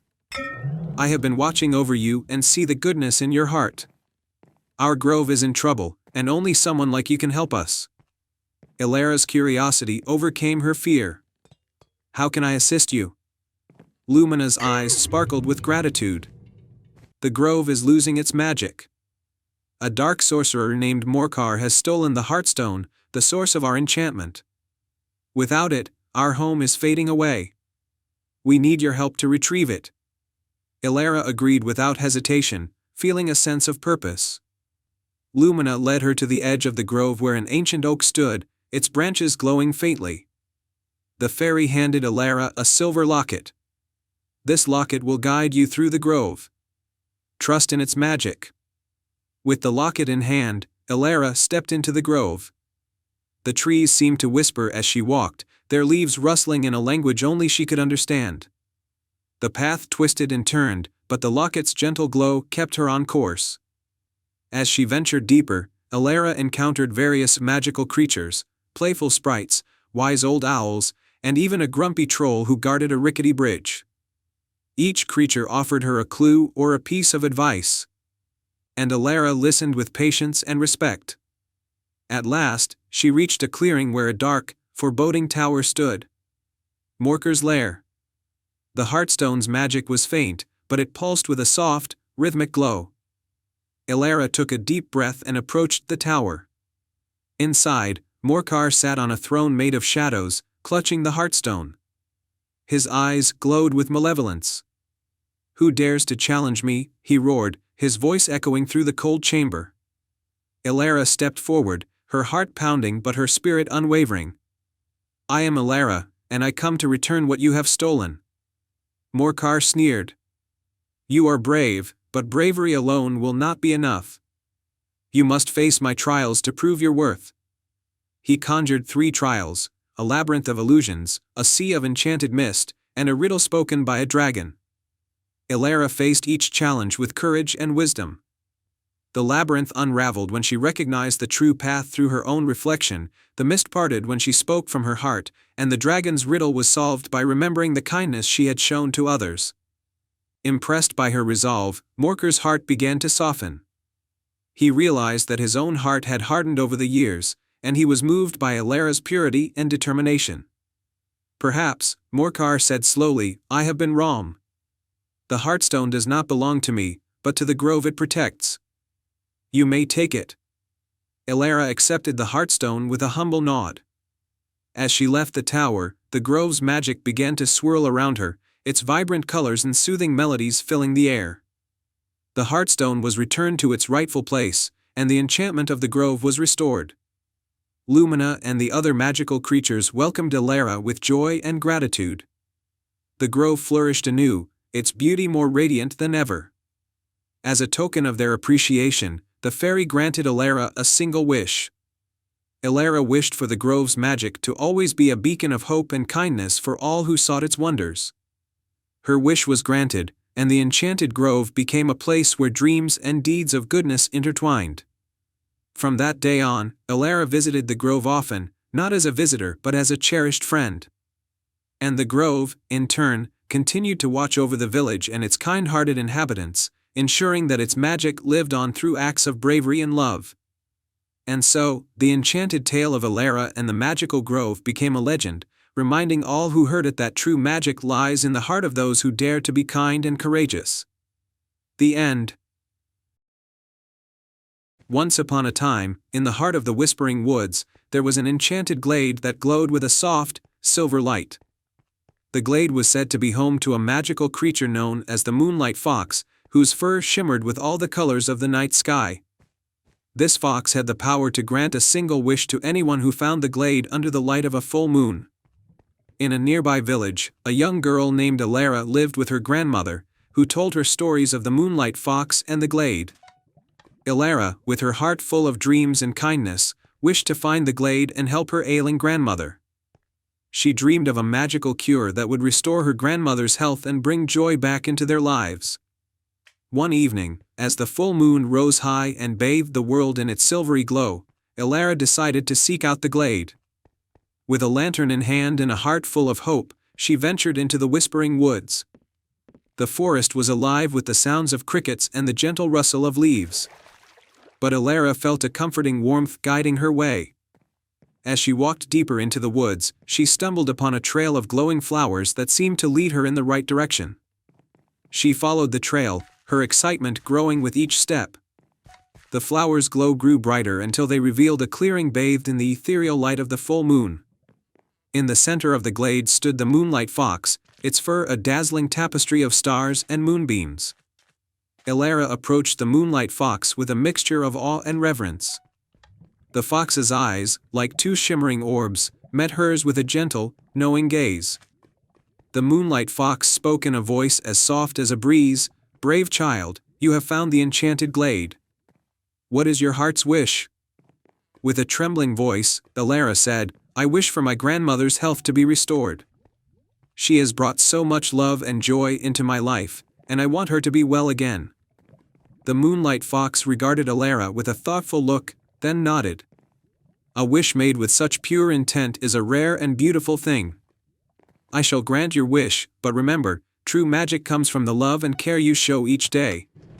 With a wave of its shimmering tail, the Moonlight Fox conjured a soft, golden light that enveloped Elara. The light seemed to whisper promises of healing and hope. Elara felt a profound sense of peace and gratitude. As the light faded, the Moonlight Fox vanished into the night, leaving only the lingering glow of the flowers. Elara returned to the village with a heart full of hope. The next morning, her grandmother, who had been frail and tired, awoke feeling stronger and more vibrant than she had in years. The village marveled at her miraculous recovery, and Elara's wish was fulfilled beyond her wildest dreams. Grateful for the magic she had witnessed, Elara continued to care for her grandmother with even more love and dedication. She never spoke of her encounter with the Moonlight Fox, but she carried the lessons of the enchanted glade in her heart. And so, the Whispering Woods remained a place of magic and wonder, where the Moonlight Fox watched over the land, waiting for the next brave soul with a heart full of hope. And they all lived happily ever after. Once upon a time, in a quaint village nestled between misty mountains and a shimmering lake, there was a magical lantern known as the Moonlit Lantern. This lantern was said to have been crafted by the moon goddess herself, and it was believed that it held the power to bring dreams to life when its light touched the earth under a full moon. The villagers of Moonridge cherished the Moonlit Lantern, and they used its light to guide lost travelers and to bring hope during dark times.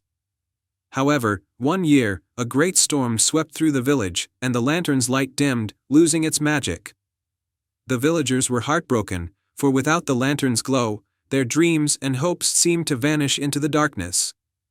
Among the villagers was a courageous and imaginative girl named Alina.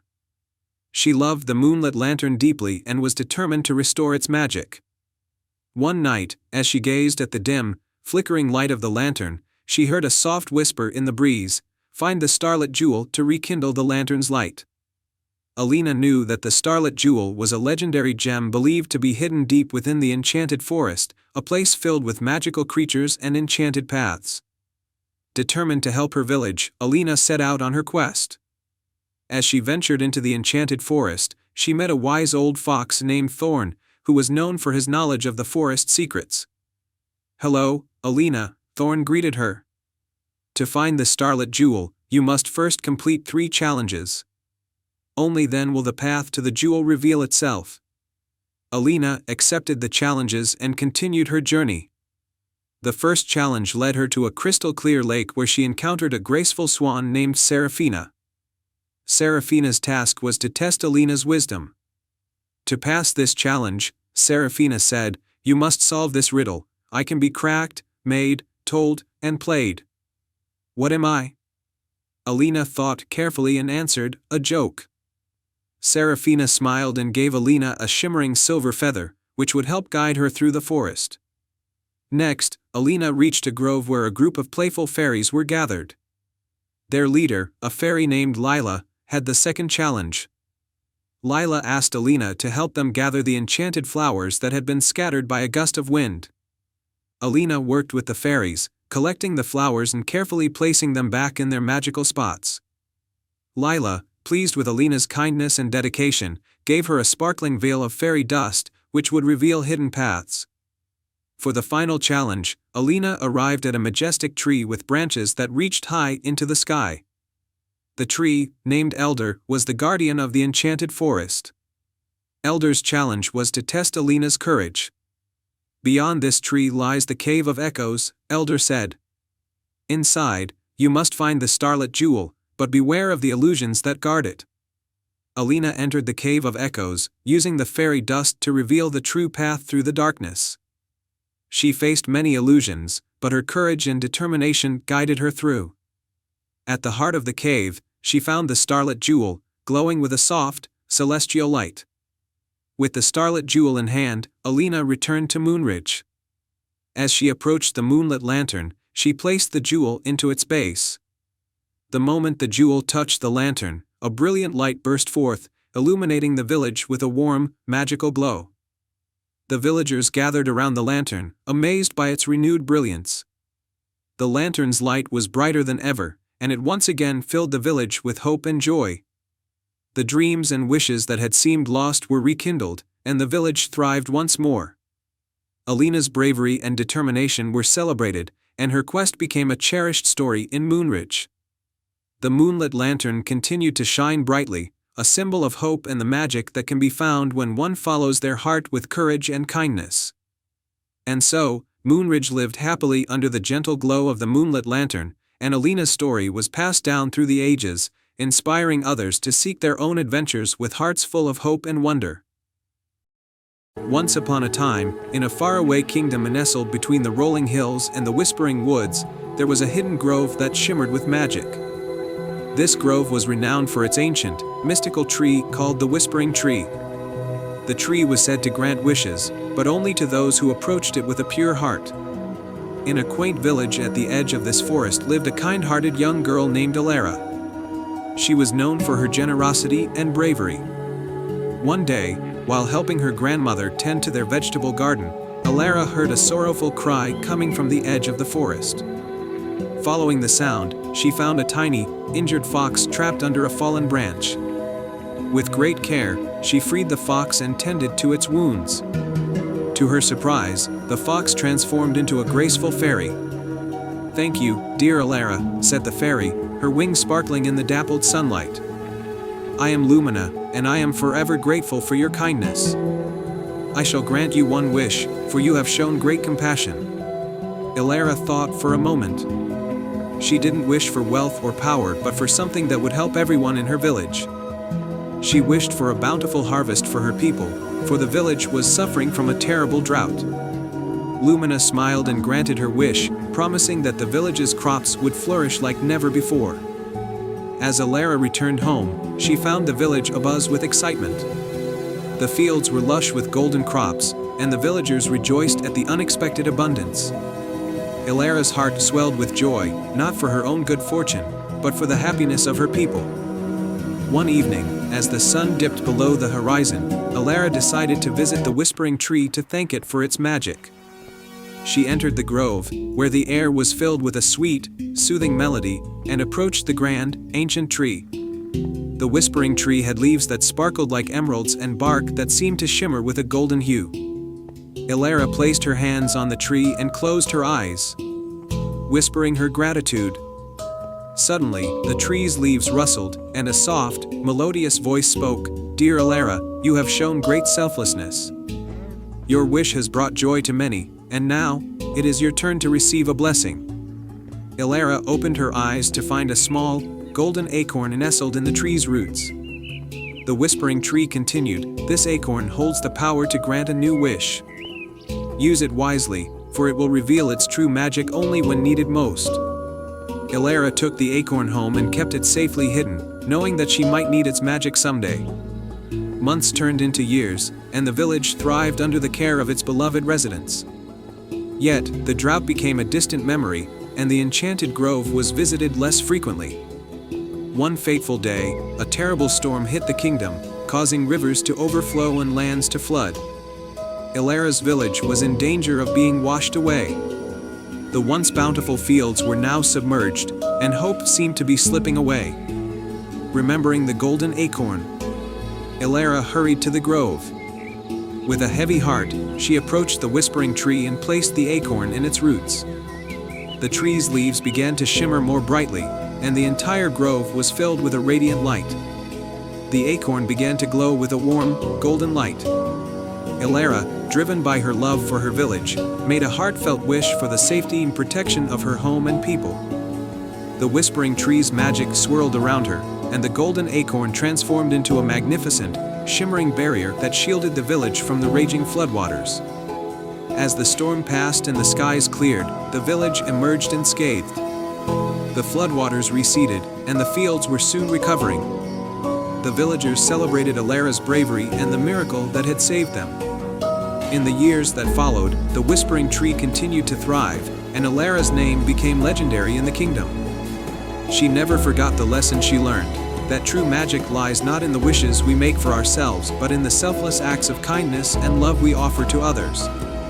And so, Alara's story was passed down through generations, a reminder of the magic that exists in every kind heart and the power of selfless wishes. The end. Once upon a time, in a tranquil village nestled between whispering woods and a sparkling lake, there lived a young girl named Isla. Isla was known for her curiosity and her love for stargazing. Every night, she would sit by the lake, marveling at the constellations and dreaming of adventures among the stars. One night, while gazing up at the sky, Isla noticed something unusual, a brilliant, silver lantern floating down from the moon. It glowed softly, casting a gentle light across the dark waters of the lake.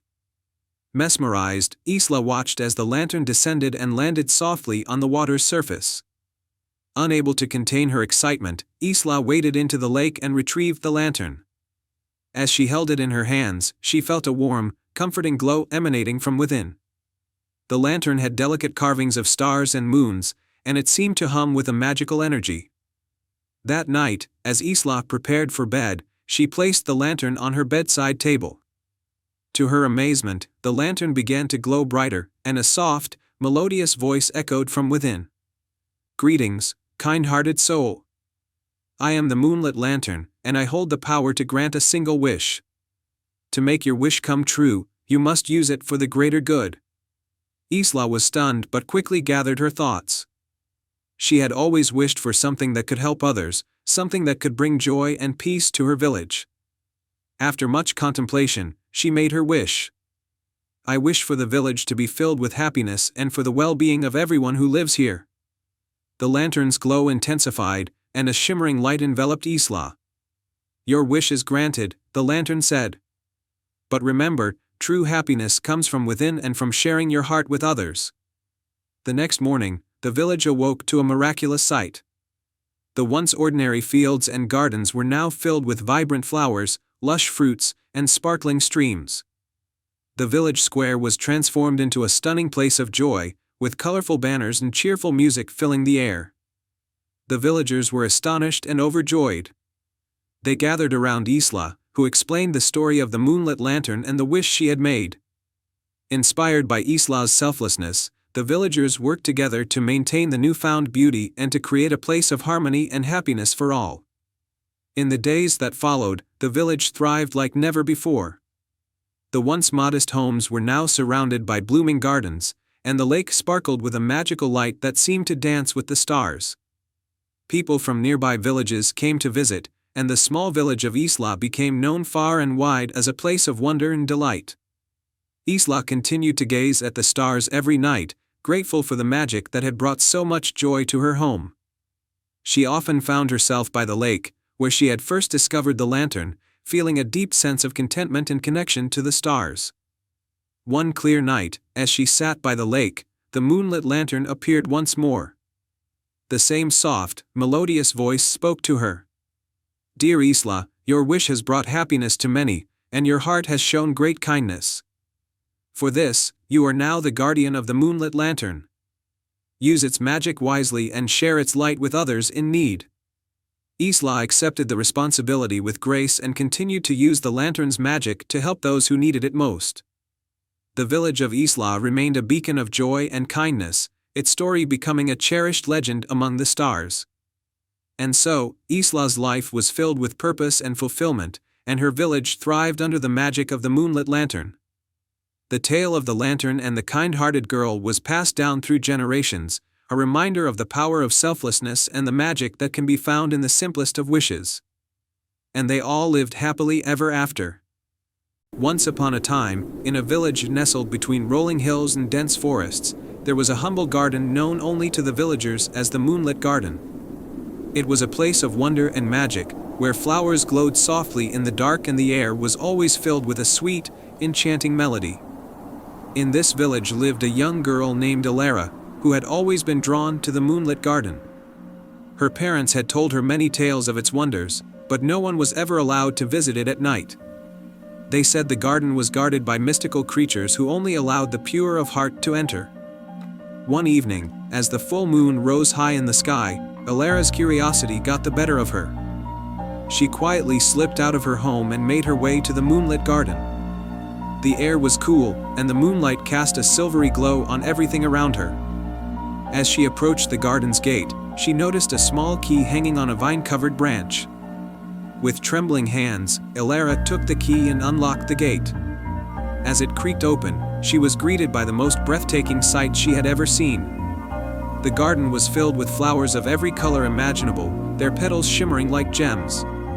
Tiny lights flitted around, like fireflies, but they were not insects. They were delicate sprites with iridescent wings. Alara took a deep breath and stepped inside. As she wandered through the garden, she noticed that every flower seemed to have its own unique glow.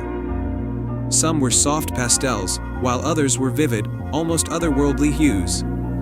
In the center of the garden was a large, ancient tree with branches that seemed to touch the stars. As she neared the tree, a gentle voice spoke from behind her. "Welcome, Alara." Startled, she turned to see a beautiful woman with flowing silver hair and a gown that sparkled like the night sky. She was the Moon Queen, the guardian of the garden. "I've heard tales of this place all my life," Alara said, her eyes wide with wonder. "But I never thought I'd see it for myself." The Moon Queen smiled kindly. "The moonlit garden is a place of magic and dreams. It only reveals itself to those who seek it with a pure heart. You have shown great courage and curiosity, and for that, you are welcome here." Alara felt a warm glow of happiness and asked, "Can I stay and explore?" The Moon Queen nodded. "You may stay as long as you wish, but remember, the magic of the garden must be respected. There is one special flower here, known as the Midnight Blossom, that blooms only under the light of the full moon. It is said to grant a single wish to those who find it." With that, the Moon Queen vanished into a swirl of stardust, leaving Alara to explore the garden. She wandered among the flowers, her eyes scanning for the midnight blossom. As the night grew deeper, the garden seemed to come alive even more. The flowers whispered secrets, and the sprites danced in joyful circles. Finally, Alara spotted a flower unlike any other. It was a deep, midnight blue with petals that seemed to sparkle like the night sky.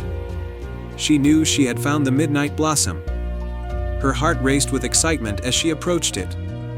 "What should I wish for?" she pondered. She thought of her family, her friends, and her village.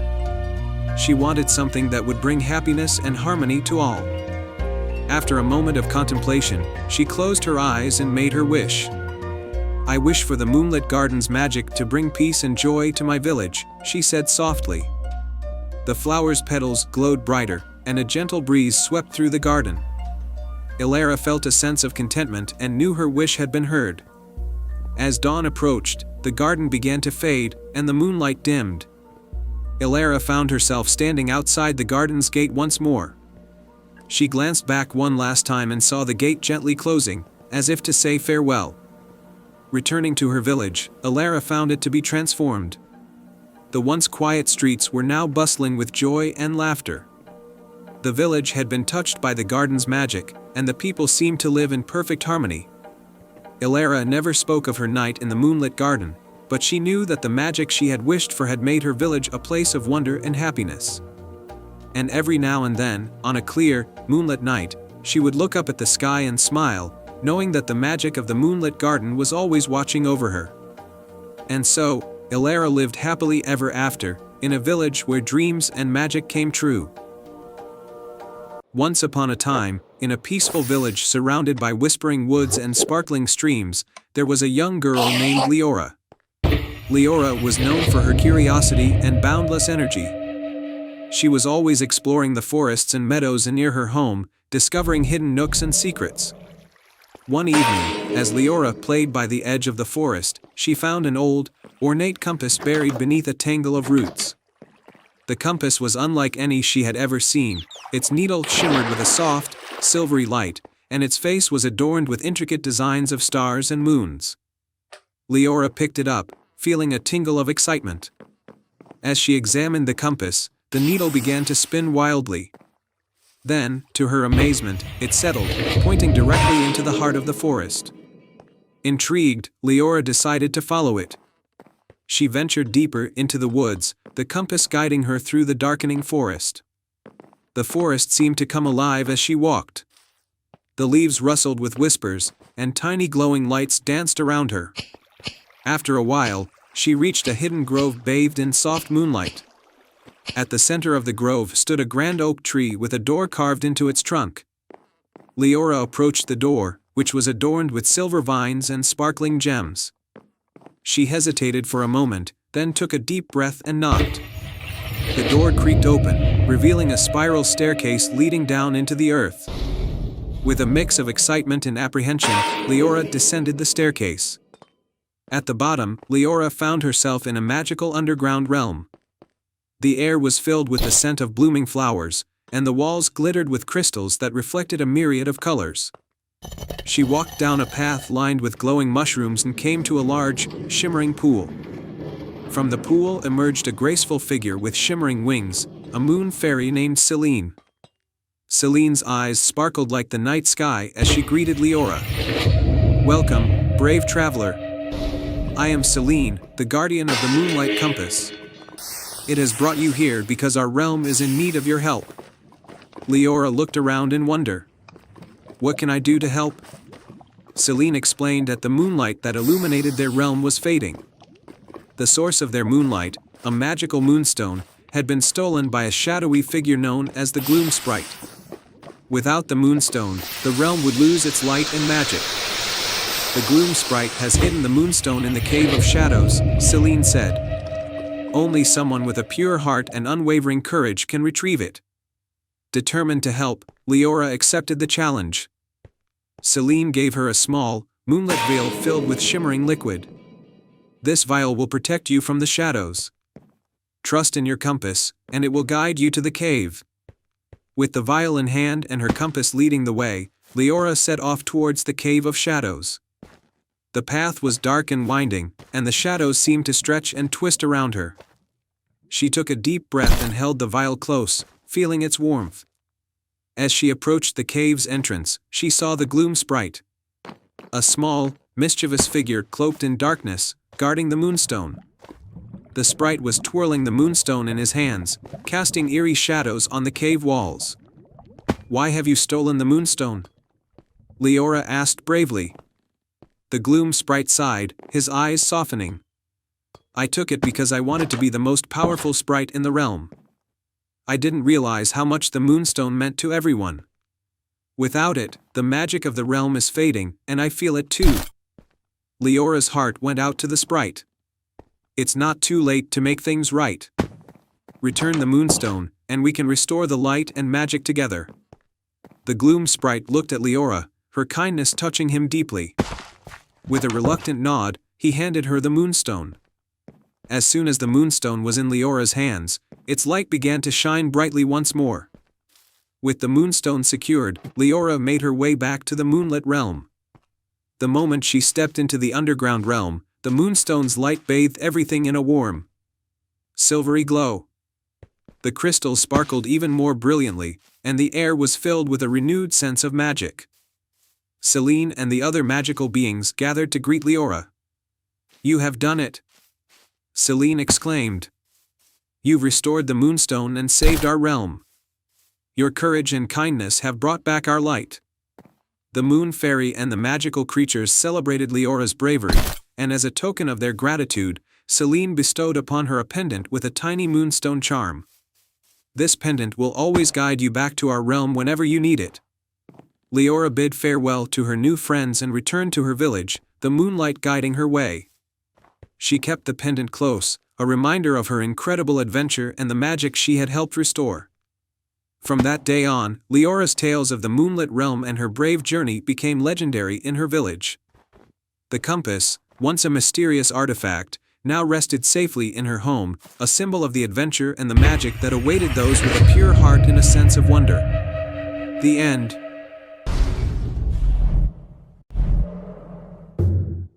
Once upon a time, in the kingdom of Eldoria, there lived a kind and adventurous girl named Avellini. She resided in a quaint village at the edge of the enchanted forest, a mysterious place filled with magical creatures and ancient secrets. The villagers often told tales of the forest's wonders and dangers, but Avellini's curiosity always drew her to its borders. Avellini lived with her father, a skilled carpenter, and her younger brother, Leo. Their mother had passed away when Leo was just a baby, leaving Avellini to take on the role of caretaker for her family. Despite the hardships, Avellini remained optimistic and full of life. One autumn evening, as the golden leaves fell from the trees, a chilling wind swept through the village.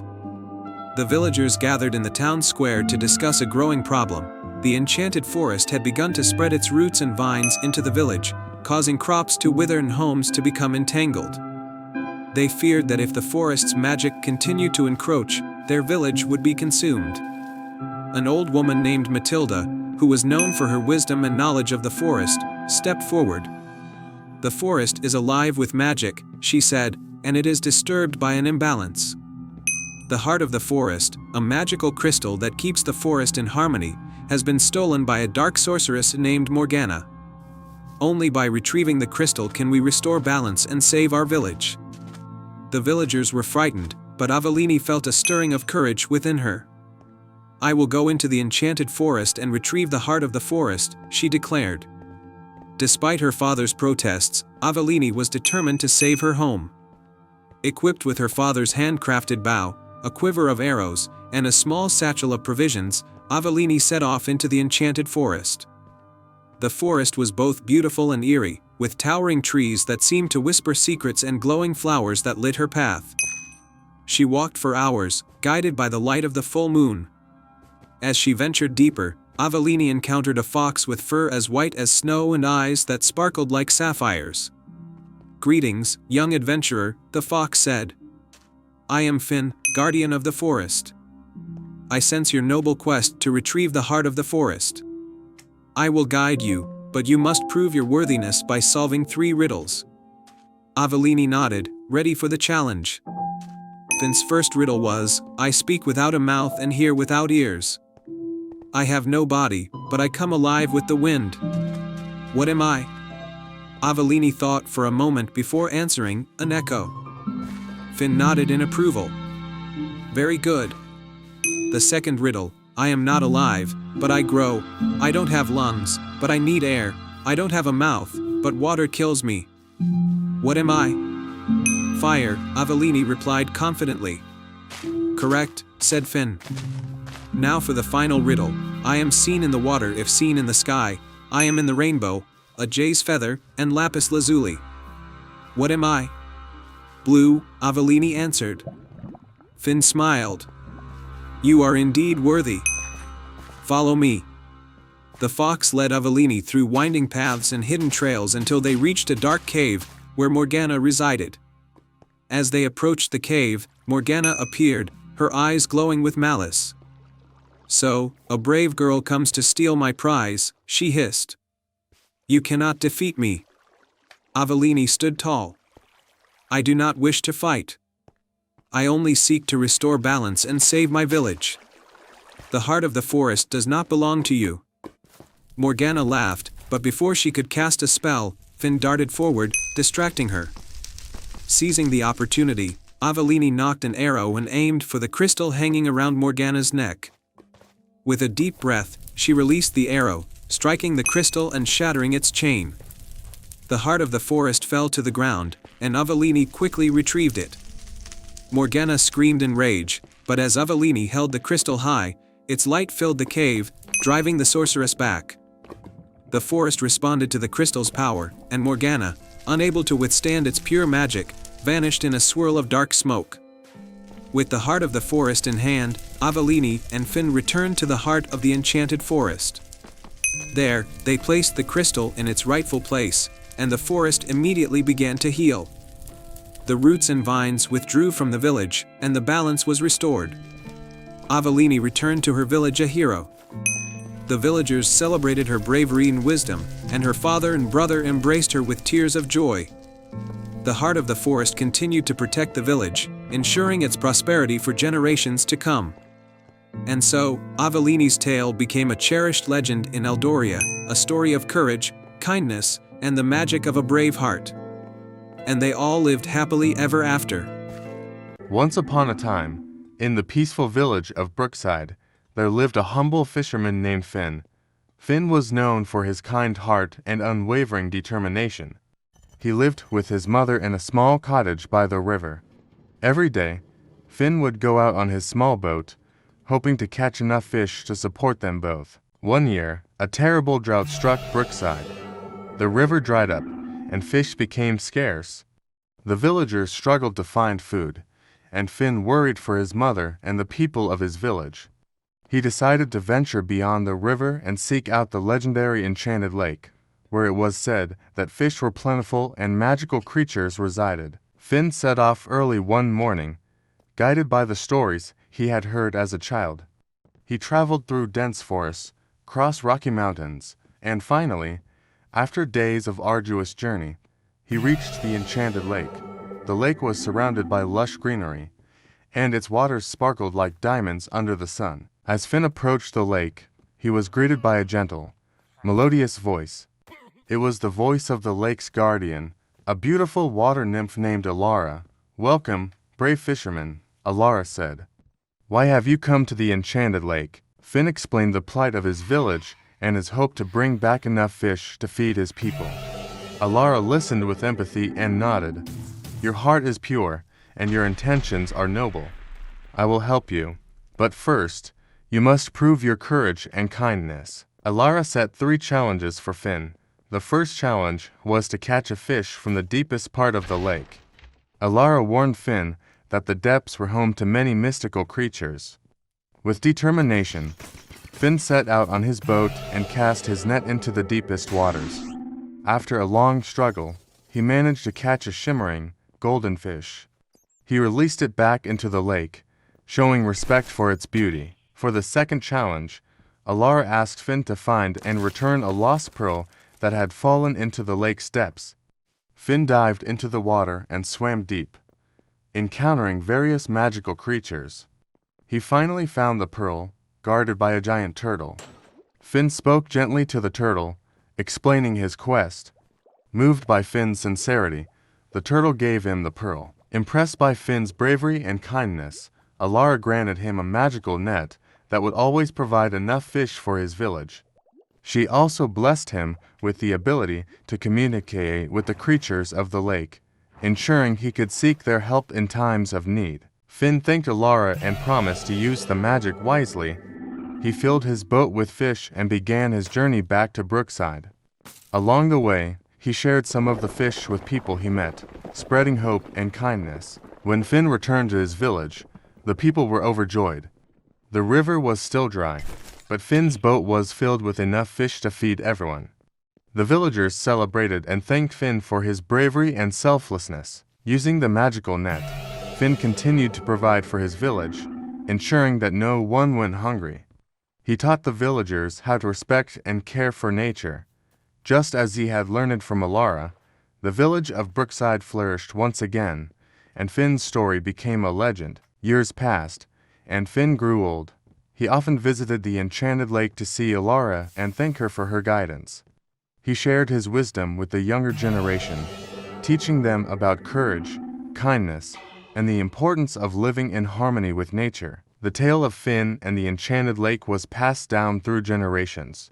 It reminded the people of Brookside that true bravery comes from the heart and that kindness and respect for nature bring lasting prosperity. The Enchanted Lake remained a place of magic and wonder, protected by Alara and the creatures who lived there. And so, the bond between the villagers and the magical world endured, a testament to the power of compassion and the enduring spirit of a brave fisherman named Finn. Once upon a time, in a land far away, there was an enchanted forest. This forest was unlike any other, for it was filled with magical creatures and plants that shimmered with an ethereal glow. The heart of the forest was home to an ancient and wise tree named Elderwood. Elderwood was the guardian of the forest, and its wisdom and magic kept the balance of nature intact. In a cozy burrow at the edge of the enchanted forest lived a little mouse named Oliver. Oliver was not like the other mice. While his friends were content to play and forage close to their homes, Oliver had a thirst for adventure. He often heard stories of the wonders and dangers that lay deep within the forest, and he longed to see them for himself. One sunny morning, as Oliver was gathering berries, he overheard two sparrows talking excitedly about a dark cloud that had settled over Elderwood. They spoke of a terrible curse that had been cast upon the ancient tree, causing its magic to fade and the forest to wither. The once lively forest was now in grave danger. Without hesitation, Oliver decided that he had to help. He knew the journey would be perilous, but his heart was filled with courage. Armed with only a small satchel of provisions, he set off toward the heart of the enchanted forest. As Oliver ventured deeper into the forest, the air grew thick with an eerie silence. The vibrant colors of the plants had dulled, and the magical creatures he had hoped to see were nowhere to be found. After hours of walking, he came across a glade where the sunlight barely penetrated the thick canopy of dying leaves.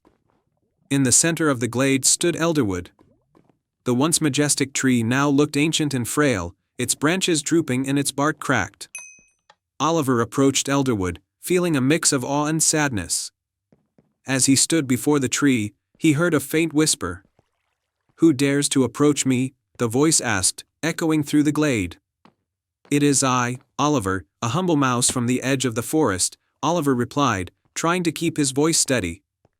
"I've come to help lift the curse that has befallen you." Elderwood sighed, its branches rustling softly. "Brave little mouse, the curse was cast by a wicked sorceress who sought to control the forest's magic. She resides in a dark tower beyond the Forest of Shadows. Only by retrieving the crystal of light from her tower can the curse be lifted." Determined, Oliver asked, "How can I find this tower and the crystal of light?" "Follow the path of the silver leaves," Elderwood instructed. "But beware, for the journey is fraught with danger." With newfound purpose, Oliver set off once more. As he followed the path of silver leaves, he encountered many challenges. He crossed a rickety bridge over a chasm, outwitted a cunning fox, and navigated a maze of thorny vines. Each obstacle tested his bravery and cleverness, but Oliver pressed on. After days of travel, Oliver finally reached the Forest of Shadows. The trees here were tall and menacing, their twisted branches reaching out like claws. In the distance, he could see the dark tower, its silhouette looming against the dim light of the setting sun. Gathering his courage, Oliver approached the tower. The entrance was guarded by stone gargoyles, their eyes glowing with an unnatural light. As he drew closer, the gargoyles sprang to life, blocking his path. "You shall not pass," one of them growled. Thinking quickly, Oliver pulled out a piece of cheese from his satchel and offered it to the gargoyles. "I come in peace. Might you accept this humble gift?" The gargoyles sniffed the air and, to Oliver's surprise, stepped aside. "We appreciate your offering, little mouse. You may enter, but beware the sorceress within." With a nod of thanks, Oliver entered the tower. The interior was dark and foreboding, but he could see a faint light emanating from the top of a winding staircase. Stealthily, he climbed the stairs, careful not to make a sound. At the top of the tower, Oliver found the sorceress's chamber. The crystal of light sat on a pedestal, its radiant glow illuminating the room. The sorceress, a tall figure draped in black, was gazing into a cauldron, unaware of Oliver's presence. Summoning all his courage, Oliver darted across the room and grabbed the crystal of light. As soon as he touched it, a brilliant light filled the chamber. The sorceress let out a shriek of rage and tried to cast a spell, but it was too late. The magic of the crystal repelled her, and she vanished in a cloud of smoke. With the crystal of light in his possession, Oliver hurried back to Elderwood. As he placed the crystal at the base of the ancient tree, a wave of light spread through the forest. The leaves regained their vibrant colors, and the magical creatures returned, singing and dancing with joy. Elderwood's voice resonated with gratitude. "Thank you, brave Oliver. You have restored the balance and saved the enchanted forest." Oliver returned to his burrow, hailed as a hero by the creatures of the forest. He had proven that even the smallest of us can make a big difference. From that day on, the enchanted forest thrived, and Oliver's adventures became the stuff of legend, inspiring all who heard his tale. And so, the enchanted forest and its inhabitants lived happily ever after, under the watchful eye of Elderwood and the brave little mouse who saved them all. ###the end. In a tranquil corner of the world, nestled between rolling hills and lush forests, lay the village of Evergreen. This village was known for its serene beauty and its most enchanting feature, the Whispering Glade. The glade was a mystical forest where trees whispered secrets to those who listened closely and where moonlight danced on leaves, creating a shimmering, magical glow. The guardian of this enchanting place was an elderly woman named Elara. Elara had lived in Evergreen all her life and was known for her wisdom and kindness. Her greatest joy was tending to the Whispering Glade, which had been a source of wonder and comfort for the villagers for generations. One evening, as twilight turned the sky into a canvas of pink and gold, a young girl named Lily arrived at Evergreen. Lily was curious and brave, with a heart full of wonder. She had heard tales of the Whispering Glade and its magical secrets and came to see if the stories were true.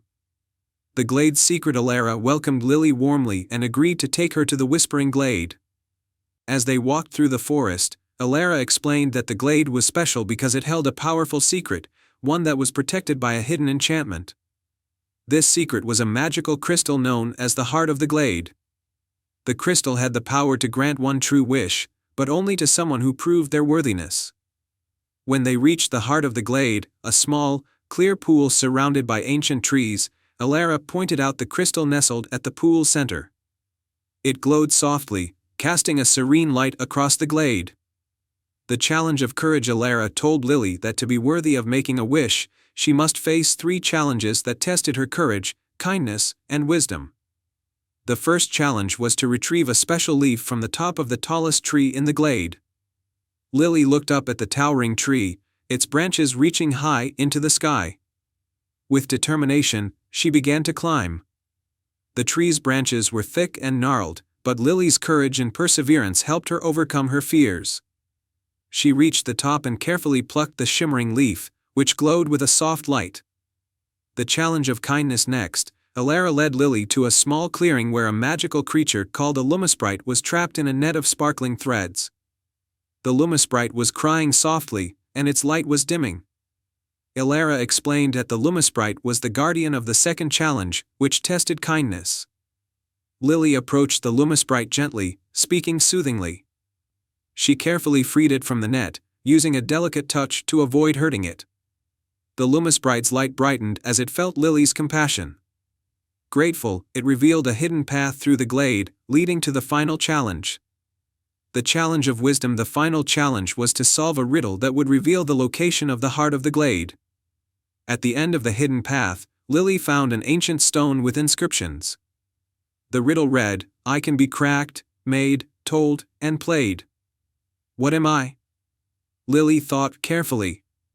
The answer came to her as she remembered the stories and games she enjoyed.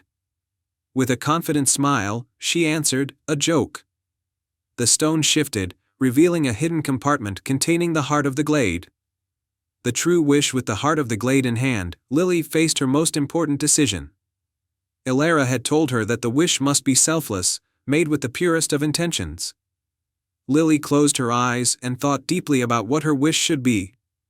She remembered the stories of how the glade had brought joy and comfort to the villagers of Evergreen. She wished for the Whispering Glade to remain a place of magic and wonder for future generations, so that its beauty and secrets could continue to bring happiness to those who visit it. The heart of the glade glowed brightly, and a soft, musical whisper filled the air, spreading across the forest. The trees swayed gently, and the glade's magic was renewed, stronger and more vibrant than ever. A new guardian. Elara smiled proudly at Lily. The magic of the glade had been restored, and the wish had been fulfilled. Lily's kindness, courage, and wisdom had proven her worthiness. As a reward for her pure heart, Elara offered Lily a special role as the new guardian of the Whispering Glade. Lily accepted with joy, knowing she would help preserve the magic of the glade and share its wonders with others. Lily became a beloved guardian, guiding visitors through the glade and teaching them the values of courage, kindness, and wisdom. The Whispering Glade continued to shine with magical light, a timeless sanctuary where dreams came alive and the whispers of the forest could be heard.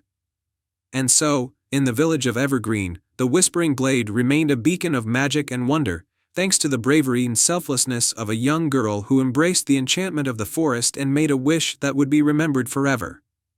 The end. Once upon a time, in a kingdom far, far away, there was a village called Linares. The people of Linares were known for their love of the moon, which always shone brightly over their village, casting a silver light that made the nights as beautiful as the days. The villagers believed that the moonlight was a gift from the Moon Queen, a mysterious and kind ruler who lived in a palace made of silver and crystal on the moon itself. One night, however, something strange happened. The moon did not rise, and the sky remained dark. The villagers waited and waited, but the moonlight never came. The once lively village grew quiet and cold, and the people of Linares became worried. Without the moonlight, their crops wouldn't grow, their rivers would dry up, and the village would fall into despair. In the village lived a young girl named Alina, who was known for her bravery and kind heart. Alina loved the moon more than anything, and she couldn't bear to see her village suffer. Determined to find out what had happened to the moon, Alina decided to climb the tallest mountain in the kingdom, the Moon Spire, where she believed she could speak to the Moon Queen herself. Alina packed a small bag with some food, a warm cloak, and a lantern, and set off on her journey. The path to the Moon Spire was steep and treacherous, but Alina was not afraid. She climbed higher and higher, through dense forests and across rocky cliffs, until she reached the peak of the mountain. There, at the very top, she found a hidden staircase made of silver, leading up into the sky. Without hesitation, Alina began to climb the staircase. As she ascended, the air grew colder, and the stars seemed to come closer, twinkling brightly around her. Finally, after what felt like hours, she reached the top and found herself standing before the gates of the Moon Queen's palace. The palace was even more magnificent than Alina had imagined. Its walls sparkled like diamonds, and the towers reached up into the stars. The gates opened silently as Alina approached, and she stepped inside, feeling a sense of awe and wonder. In the grand hall of the palace, Alina found the Moon Queen, sitting on a throne made of moonstone, her gown flowing like liquid silver. Her hair was as dark as the night sky, and her eyes shone with the light of 1,000 stars. But the Moon Queen looked sad, and Alina could see that something was terribly wrong. "Your Majesty," Alina said, bowing deeply, "I have come from the village of Linares. The moonlight has disappeared, and my village is in great need. Please, tell me what has happened." The Moon Queen sighed, her voice soft and melodic. "Brave Alina, the moonlight has indeed been lost. A dark sorcerer named Malakar, who despises all things light and beautiful, has stolen the moon's heart, a magical gem that gives the moon its light. Without the moon's heart, the moon cannot shine, and darkness will spread across the land." Alina's heart sank, but she did not lose hope. "Where is this sorcerer, Malakar?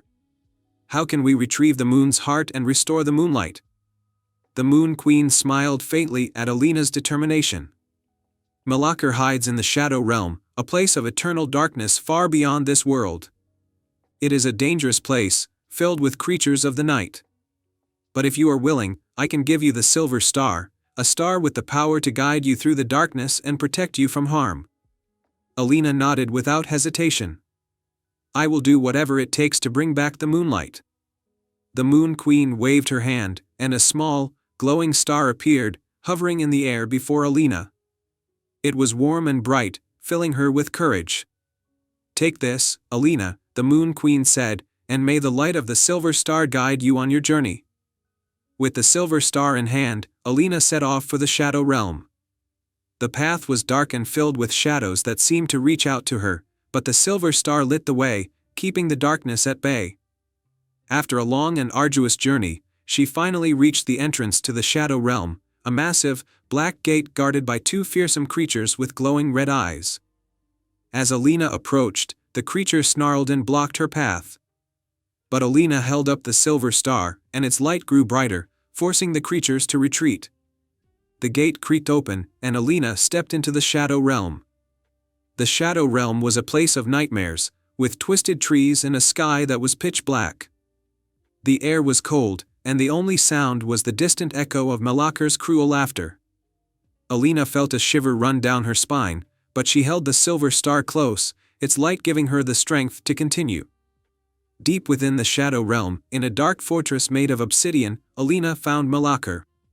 He was a tall, menacing figure with eyes as dark as the void and a wicked smile. In his hand, he held the moon's heart, its light dim and flickering. "So, the little girl from Linares has come to face me," Malakar sneered. "You think you can defeat me and take back the moon's heart? You are no match for my power." Alina stood her ground, the silver star glowing brightly in her hand. "I am not afraid of you, Malakar. The moonlight belongs to the people of Linares, and I will do whatever it takes to restore it." Malakar laughed, but as he did, the silver star's light grew even brighter, filling the fortress with a blinding light. Malakar screamed in pain, dropping the moon's heart as he tried to shield his eyes from the light. Seizing the opportunity, Alina rushed forward and grabbed the moon's heart. As soon as her hand touched the gem, the silver star's light merged with the moon's heart, restoring its full brilliance. The darkness in the Shadow Realm began to dissolve, and Malakar's power faded until he was nothing more than a shadow himself. Alina hurried back to the Moon Queen's palace, the moon's heart shining brightly in her hands. When she arrived, the Moon Queen stood waiting, her face filled with joy and gratitude. "You have done it, Alina," the Moon Queen said, taking the moon's heart from her. "You have restored the light of the moon and saved your village. You are truly a hero." Alina blushed, but her heart was filled with happiness. The Moon Queen placed the moon's heart back into the sky, and at once, the moon began to shine again, its light more beautiful than ever before. The village of Linares was saved, and the people rejoiced as the moonlight returned, casting its silver glow over the land. The Moon Queen offered Alina a place in her palace, but Alina chose to return to her village, where she continued to tend to her garden and care for her people. But every night, as the moon rose high in the sky, Alina would look up and smile, knowing that she had played a part in bringing its light back to the world. And so, the village of Linares thrived under the gentle glow of the moon, its people forever grateful to the brave young girl who had restored their beloved moonlight. The end. In a coastal village named Seabreeze, where the ocean waves whispered tales of old, there stood a grand lighthouse on a rocky cliff. The lighthouse had guided countless sailors safely to shore with its bright, steady beam. The keeper of this lighthouse was a kind old man named Elias, who had dedicated his life to ensuring the light never went out. Elias was beloved by the villagers, who would often bring him gifts of fresh bread and stories from the sea. But there was one thing Elias cherished above all else, a mysterious, ancient compass he had inherited from his grandfather. The compass was not an ordinary one, it had a golden arrow that always pointed to the heart's deepest desire. The great storm one day, a great storm rolled in, fierce and wild. The sea roared, and the wind howled, tossing ships like toys. The villagers of Seabreeze huddled in their homes, fearful for their loved ones at sea. Elias stood at the top of the lighthouse, his heart heavy with worry. The storm raged on, and the lighthouse beam struggled to cut through the darkness. As he peered through the rain, Elias noticed that the light was dimming. The storm had damaged the lantern, and the flame was about to go out. The quest for the flame, knowing that without the light, the ships would be lost, Elias decided to make a daring journey to retrieve a special flame from the legendary Firefall Falls, a magical place said to have a never-ending flame. Elias packed a small satchel with supplies and took the ancient compass. The compass's golden arrow pointed steadfastly toward the north, guiding him through the stormy night. The challenges Elias braved the stormy sea in a sturdy boat, using his compass to navigate through the raging waters. Along his journey, he faced several challenges. 1. The rocky passage ** Elias had to steer through a treacherous rocky passage where giant waves crashed against the cliffs. He used his knowledge of the sea and the compass to find the safest route. 2. the mischievous merfolk **. In the midst of the storm, Elias encountered a group of mischievous merfolk who tried to lead him astray with their enchanting songs. Elias remembered the stories his grandfather had told him and sang a heartfelt song of his own, which calmed the merfolk and earned their respect.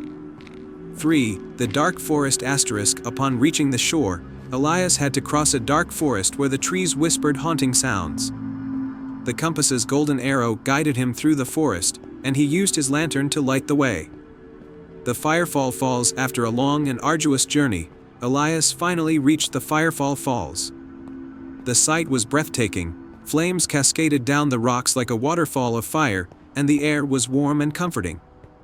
Elias carefully collected a small portion of the magical flame into a vial, ensuring it was securely contained. The return with the vial in hand, Elias made his way back to the lighthouse. The storm was still raging, but his determination was unwavering. He navigated through the rocky passage, resisted the merfolk's tricks, and crossed the dark forest. As he reached the lighthouse, he saw that the beam was nearly out. With great care, Elias added the magical flame to the lantern. The moment the flame touched the lantern, it blazed brightly, cutting through the storm's darkness like a beacon of hope. The dawn. The ships at sea, guided by the renewed light, safely found their way to shore. As the storm subsided, the villagers emerged from their homes, cheering for Elias and the safety of their loved ones. The villagers threw a grand celebration in Elias's honor. The ancient compass, which had guided him through the storm, was placed in a special spot in the lighthouse, where it continued to point toward the heart's deepest desires. The legacy from that day on, the lighthouse was known not just for its guiding light, but also for the courage and selflessness of its keeper. Elias continued to care for the lighthouse with the same dedication, and his story was told to every child in Seabreeze. And whenever the villagers faced their own storms, they would remember Elias's bravery and the magical flame that had saved their lives. The golden arrow of the ancient compass was a reminder that even in the darkest times, hope and courage could light the way. Once upon a time, in a kingdom surrounded by rolling hills and lush meadows, there was a village called Rivendell. The villagers were kind and hardworking, and they had one beloved tradition. Every year, they would celebrate the Festival of Lights, which illuminated the entire village with glowing lanterns. However, one year, a mysterious fog descended upon the village, making it impossible for the villagers to light their lanterns. In this village lived a young girl named Leora. She was known for her bright spirit and unyielding curiosity. She loved the Festival of Lights more than anything and was determined to find a way to save it. The village elders, though concerned, had given up hope, believing that the fog would never lift. One day, as Leora wandered through the forest near Rivendell, she stumbled upon an old, forgotten path. Driven by her desire to help, she followed the path deep into the forest. After hours of walking, she found herself in front of a grand, ancient oak tree. The tree had a door carved into its trunk, which seemed to glow faintly. With a deep breath, Leora opened the door and stepped inside. The inside of the tree was a magical chamber, filled with glowing mushrooms and crystal-clear streams. In the center of the chamber was a wise old elf named Thorn, who had been guarding a special lantern for centuries. Thorn welcomed Leora and explained that the lantern was no ordinary one. It was the Lantern of Leora, named after a brave ancestor of hers who had once saved the kingdom from darkness. The lantern had the power to lift any magical fog, but it needed to be activated by someone with a pure heart and great courage. Thorn told Leora that the lantern could only be used once every 100 years and that its power had been sealed by a dark enchantment to prevent it from being used recklessly. To unlock the lantern's magic, Leora needed to complete 3 tasks, each representing a virtue: kindness, bravery, and wisdom. Task 1. Kindness. The first task led Leora to the River of Echoes, where a family of swans had been trapped by tangled reeds. The swans were desperate to be freed, but the reeds were too thick for them to navigate. Leora used her hands and tools to carefully untangle the reeds, freeing the swans. In gratitude, the swans gave her a feather each, which she was to keep as a symbol of kindness. Task 2. Bravery. For the second task, Leora ventured into the Whispering Caverns, where an enormous dragon had been guarding a precious gemstone. The dragon, though fierce, was actually under a spell that made it act out of anger and fear. Leora approached the dragon with a gentle heart, speaking to it with kind words and soothing gestures. She discovered that the dragon's spell was a result of a broken heart, and by offering it one of the swan feathers as a token of friendship, she broke the enchantment. The dragon was restored to its gentle self and gave Leora the gemstone as a reward for her bravery. Task 3, Wisdom. The final task took Leora to the enchanted library, where she needed to solve a riddle written on an ancient scroll. The riddle was a puzzle about the nature of light and darkness, and it required a deep understanding of the balance between them. After contemplating and reflecting on the riddle's meaning, Leora realized that true wisdom was knowing that light and darkness are part of a greater whole. She answered the riddle correctly, unlocking the scroll's magic and receiving a glowing crystal as a symbol of wisdom. With all three symbols of virtue, swan feathers, the gemstone, and the glowing crystal, Leora returned to the ancient oak tree. Thorn welcomed her back and was impressed by her achievements. Leora placed the symbols around the lantern of Leora, and the lantern's magic began to shine brightly. The lantern cast a brilliant light that cut through the fog surrounding Rivendell. As the light from the lantern reached the village, the fog lifted, and the villagers were amazed to see the Festival of Lights restored. The lantern's glow brought warmth and joy to the village, and the festival was more magnificent than ever before. The villagers celebrated Leora's bravery and kindness, and she became a hero in Rivendell. The lantern was returned to its place in the ancient oak tree, ready to be used again in another 100 years. Leora's story was told for generations, and her name became a symbol of courage and compassion. And so, the Festival of Lights continued to shine brightly in Rivendell, a testament to the power of kindness, bravery, and wisdom. Once upon a time, in a kingdom nestled between the rolling hills and vast oceans, there was a small village called Glimmerbrook. This village was renowned for its beautiful gardens, which were said to be blessed by the stars themselves. The most extraordinary of these gardens belonged to a kind-hearted girl named Lyra. Lyra had inherited the garden from her grandmother, who had taught her the secrets of nurturing the magical plants that grew there. Every night, the flowers in Lyra's garden would glow softly, as if kissed by starlight, and their sweet fragrance would fill the air. One evening, as Lyra tended to her garden, a soft voice called out from the shadows. It was a fairy named Alara, her wings shimmering like silver moonlight. "Lyra," said Alara, "your garden is beautiful, but it holds a greater destiny. The stars have chosen you for a special task." Curious and a little anxious, Lyra listened as Alara explained. "Far beyond the mountains lies the Valley of Shadows, a place where light and hope have been forgotten. The heart of the garden, a magical flower that blooms once every century, can restore light to the valley. You must find this flower and bring it back before the next full moon." Determined to help, Lyra agreed. The next morning, she set out on her journey, accompanied by her loyal cat, Luna, who had a knack for sensing magic. They traveled through dense forests, across roaring rivers, and up steep mountains. One night, as they camped under the stars, Lyra heard a rustling sound. Luna's eyes glowed in the dark, and they soon spotted a figure approaching. It was a wise old turtle named Tiberius, who had heard of their quest. "I can guide you through the Valley of Shadows," he offered. "But beware, the valley is guarded by a sorrowful spirit who will try to discourage you." With Tiberius leading the way, Lyra and Luna finally reached the edge of the Valley of Shadows. The air was heavy, and the once vibrant land was now bleak and desolate. As they ventured deeper, they encountered the spirit, a ghostly figure named Seraphina. Seraphina's voice was a whispering wind, filled with sadness. "Turn back, young one. This place is lost, and no flower can restore it." But Lyra, with her heart full of hope, replied, "I believe in the power of the heart of the garden. Please, let me try." Seraphina was moved by Lyra's determination. "Very well," she sighed. "If you can find the flower, perhaps there is hope after all."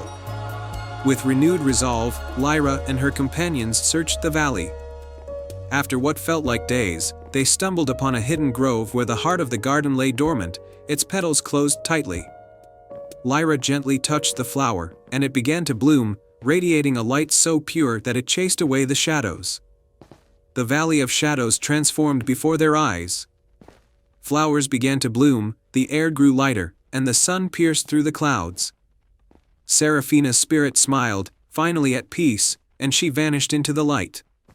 Lyra carefully carried the heart of the garden back to Glimmerbrook, where it took root in her garden. The magical flower's light spread throughout the village, bringing prosperity and happiness to all. Lyra's bravery and kindness became a legend, and the starlit garden continued to bloom, a testament to the power of hope and the magic of the stars. And so, Lyra, Luna, and the village of Glimmerbrook lived happily ever after, under the watchful eyes of the stars. I hope you enjoyed the tale.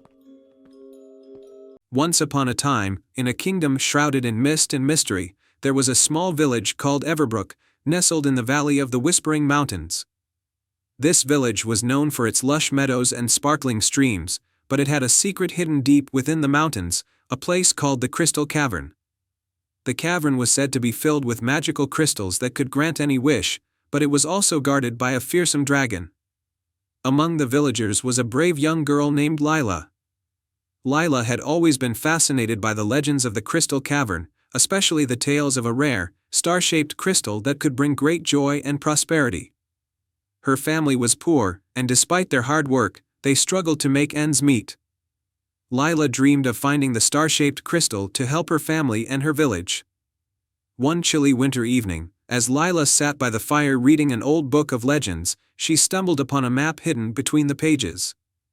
The map depicted a path leading to the Crystal Cavern, marked with strange symbols and warnings about the dragon. Lila felt a surge of determination. She knew that the journey would be perilous, but she was ready to face the challenge for the sake of her family. The next morning, Lila packed a small bag with provisions, a lantern, and a sturdy rope. She bid farewell to her family, who were worried but proud of her bravery. Lila set off into the mountains, guided by the map and her unwavering resolve. The path was treacherous, with steep cliffs and narrow ledges, but Lila pressed on. As night fell, she reached a hidden entrance to the cavern, marked by ancient runes glowing faintly in the darkness. She lit her lantern and stepped inside. The cavern was a breathtaking sight. Walls of glittering crystals bathed in a soft, ethereal light. The air was filled with a soothing hum, as if the crystals were singing. Lila followed the map's instructions, navigating through the labyrinthine tunnels with a mix of awe and trepidation. Suddenly, a low growl echoed through the cavern, and a massive dragon emerged from the shadows. Its scales shimmered like 1,000 gems, and its eyes glowed with an intense, fiery light. Lila's heart pounded in her chest, but she stood her ground. The dragon spoke in a deep, rumbling voice, "Who dares enter my domain?" "I am Lila from Everbrook," she said bravely. "I have come in search of the star-shaped crystal. My family and my village need it." The dragon's eyes softened slightly as it observed Lila. "Many have come before you seeking the crystal, but none have succeeded. What makes you different?" Lila took a deep breath and replied, "I am not seeking the crystal for myself. I want to help my family and my village. If you can see that my heart is true, please, allow me to take the crystal." The dragon stared at her for a long moment before speaking again. "Very well. I will test your heart's purity. You must answer this riddle. What is the light that shines brightest in the dark, the warmth that soothes the cold, and the bond that holds hearts together?" Lila thought carefully, remembering her family and her village. With a gentle smile, she answered, "Love." The dragon's eyes sparkled with approval. "You have answered wisely. The star-shaped crystal is yours." The dragon gestured with its massive claw, and a hidden chamber revealed itself, containing the star-shaped crystal. Lila carefully took the crystal and thanked the dragon for its kindness. With the crystal in hand, Lila made her way back to Everbrook. The journey was long and exhausting, but she felt a sense of fulfillment. When she returned, she placed the crystal in the center of the village square. As its light spread, it brought warmth and prosperity to Everbrook. The once struggling village flourished with abundance, and the villagers celebrated Lila's bravery and selflessness.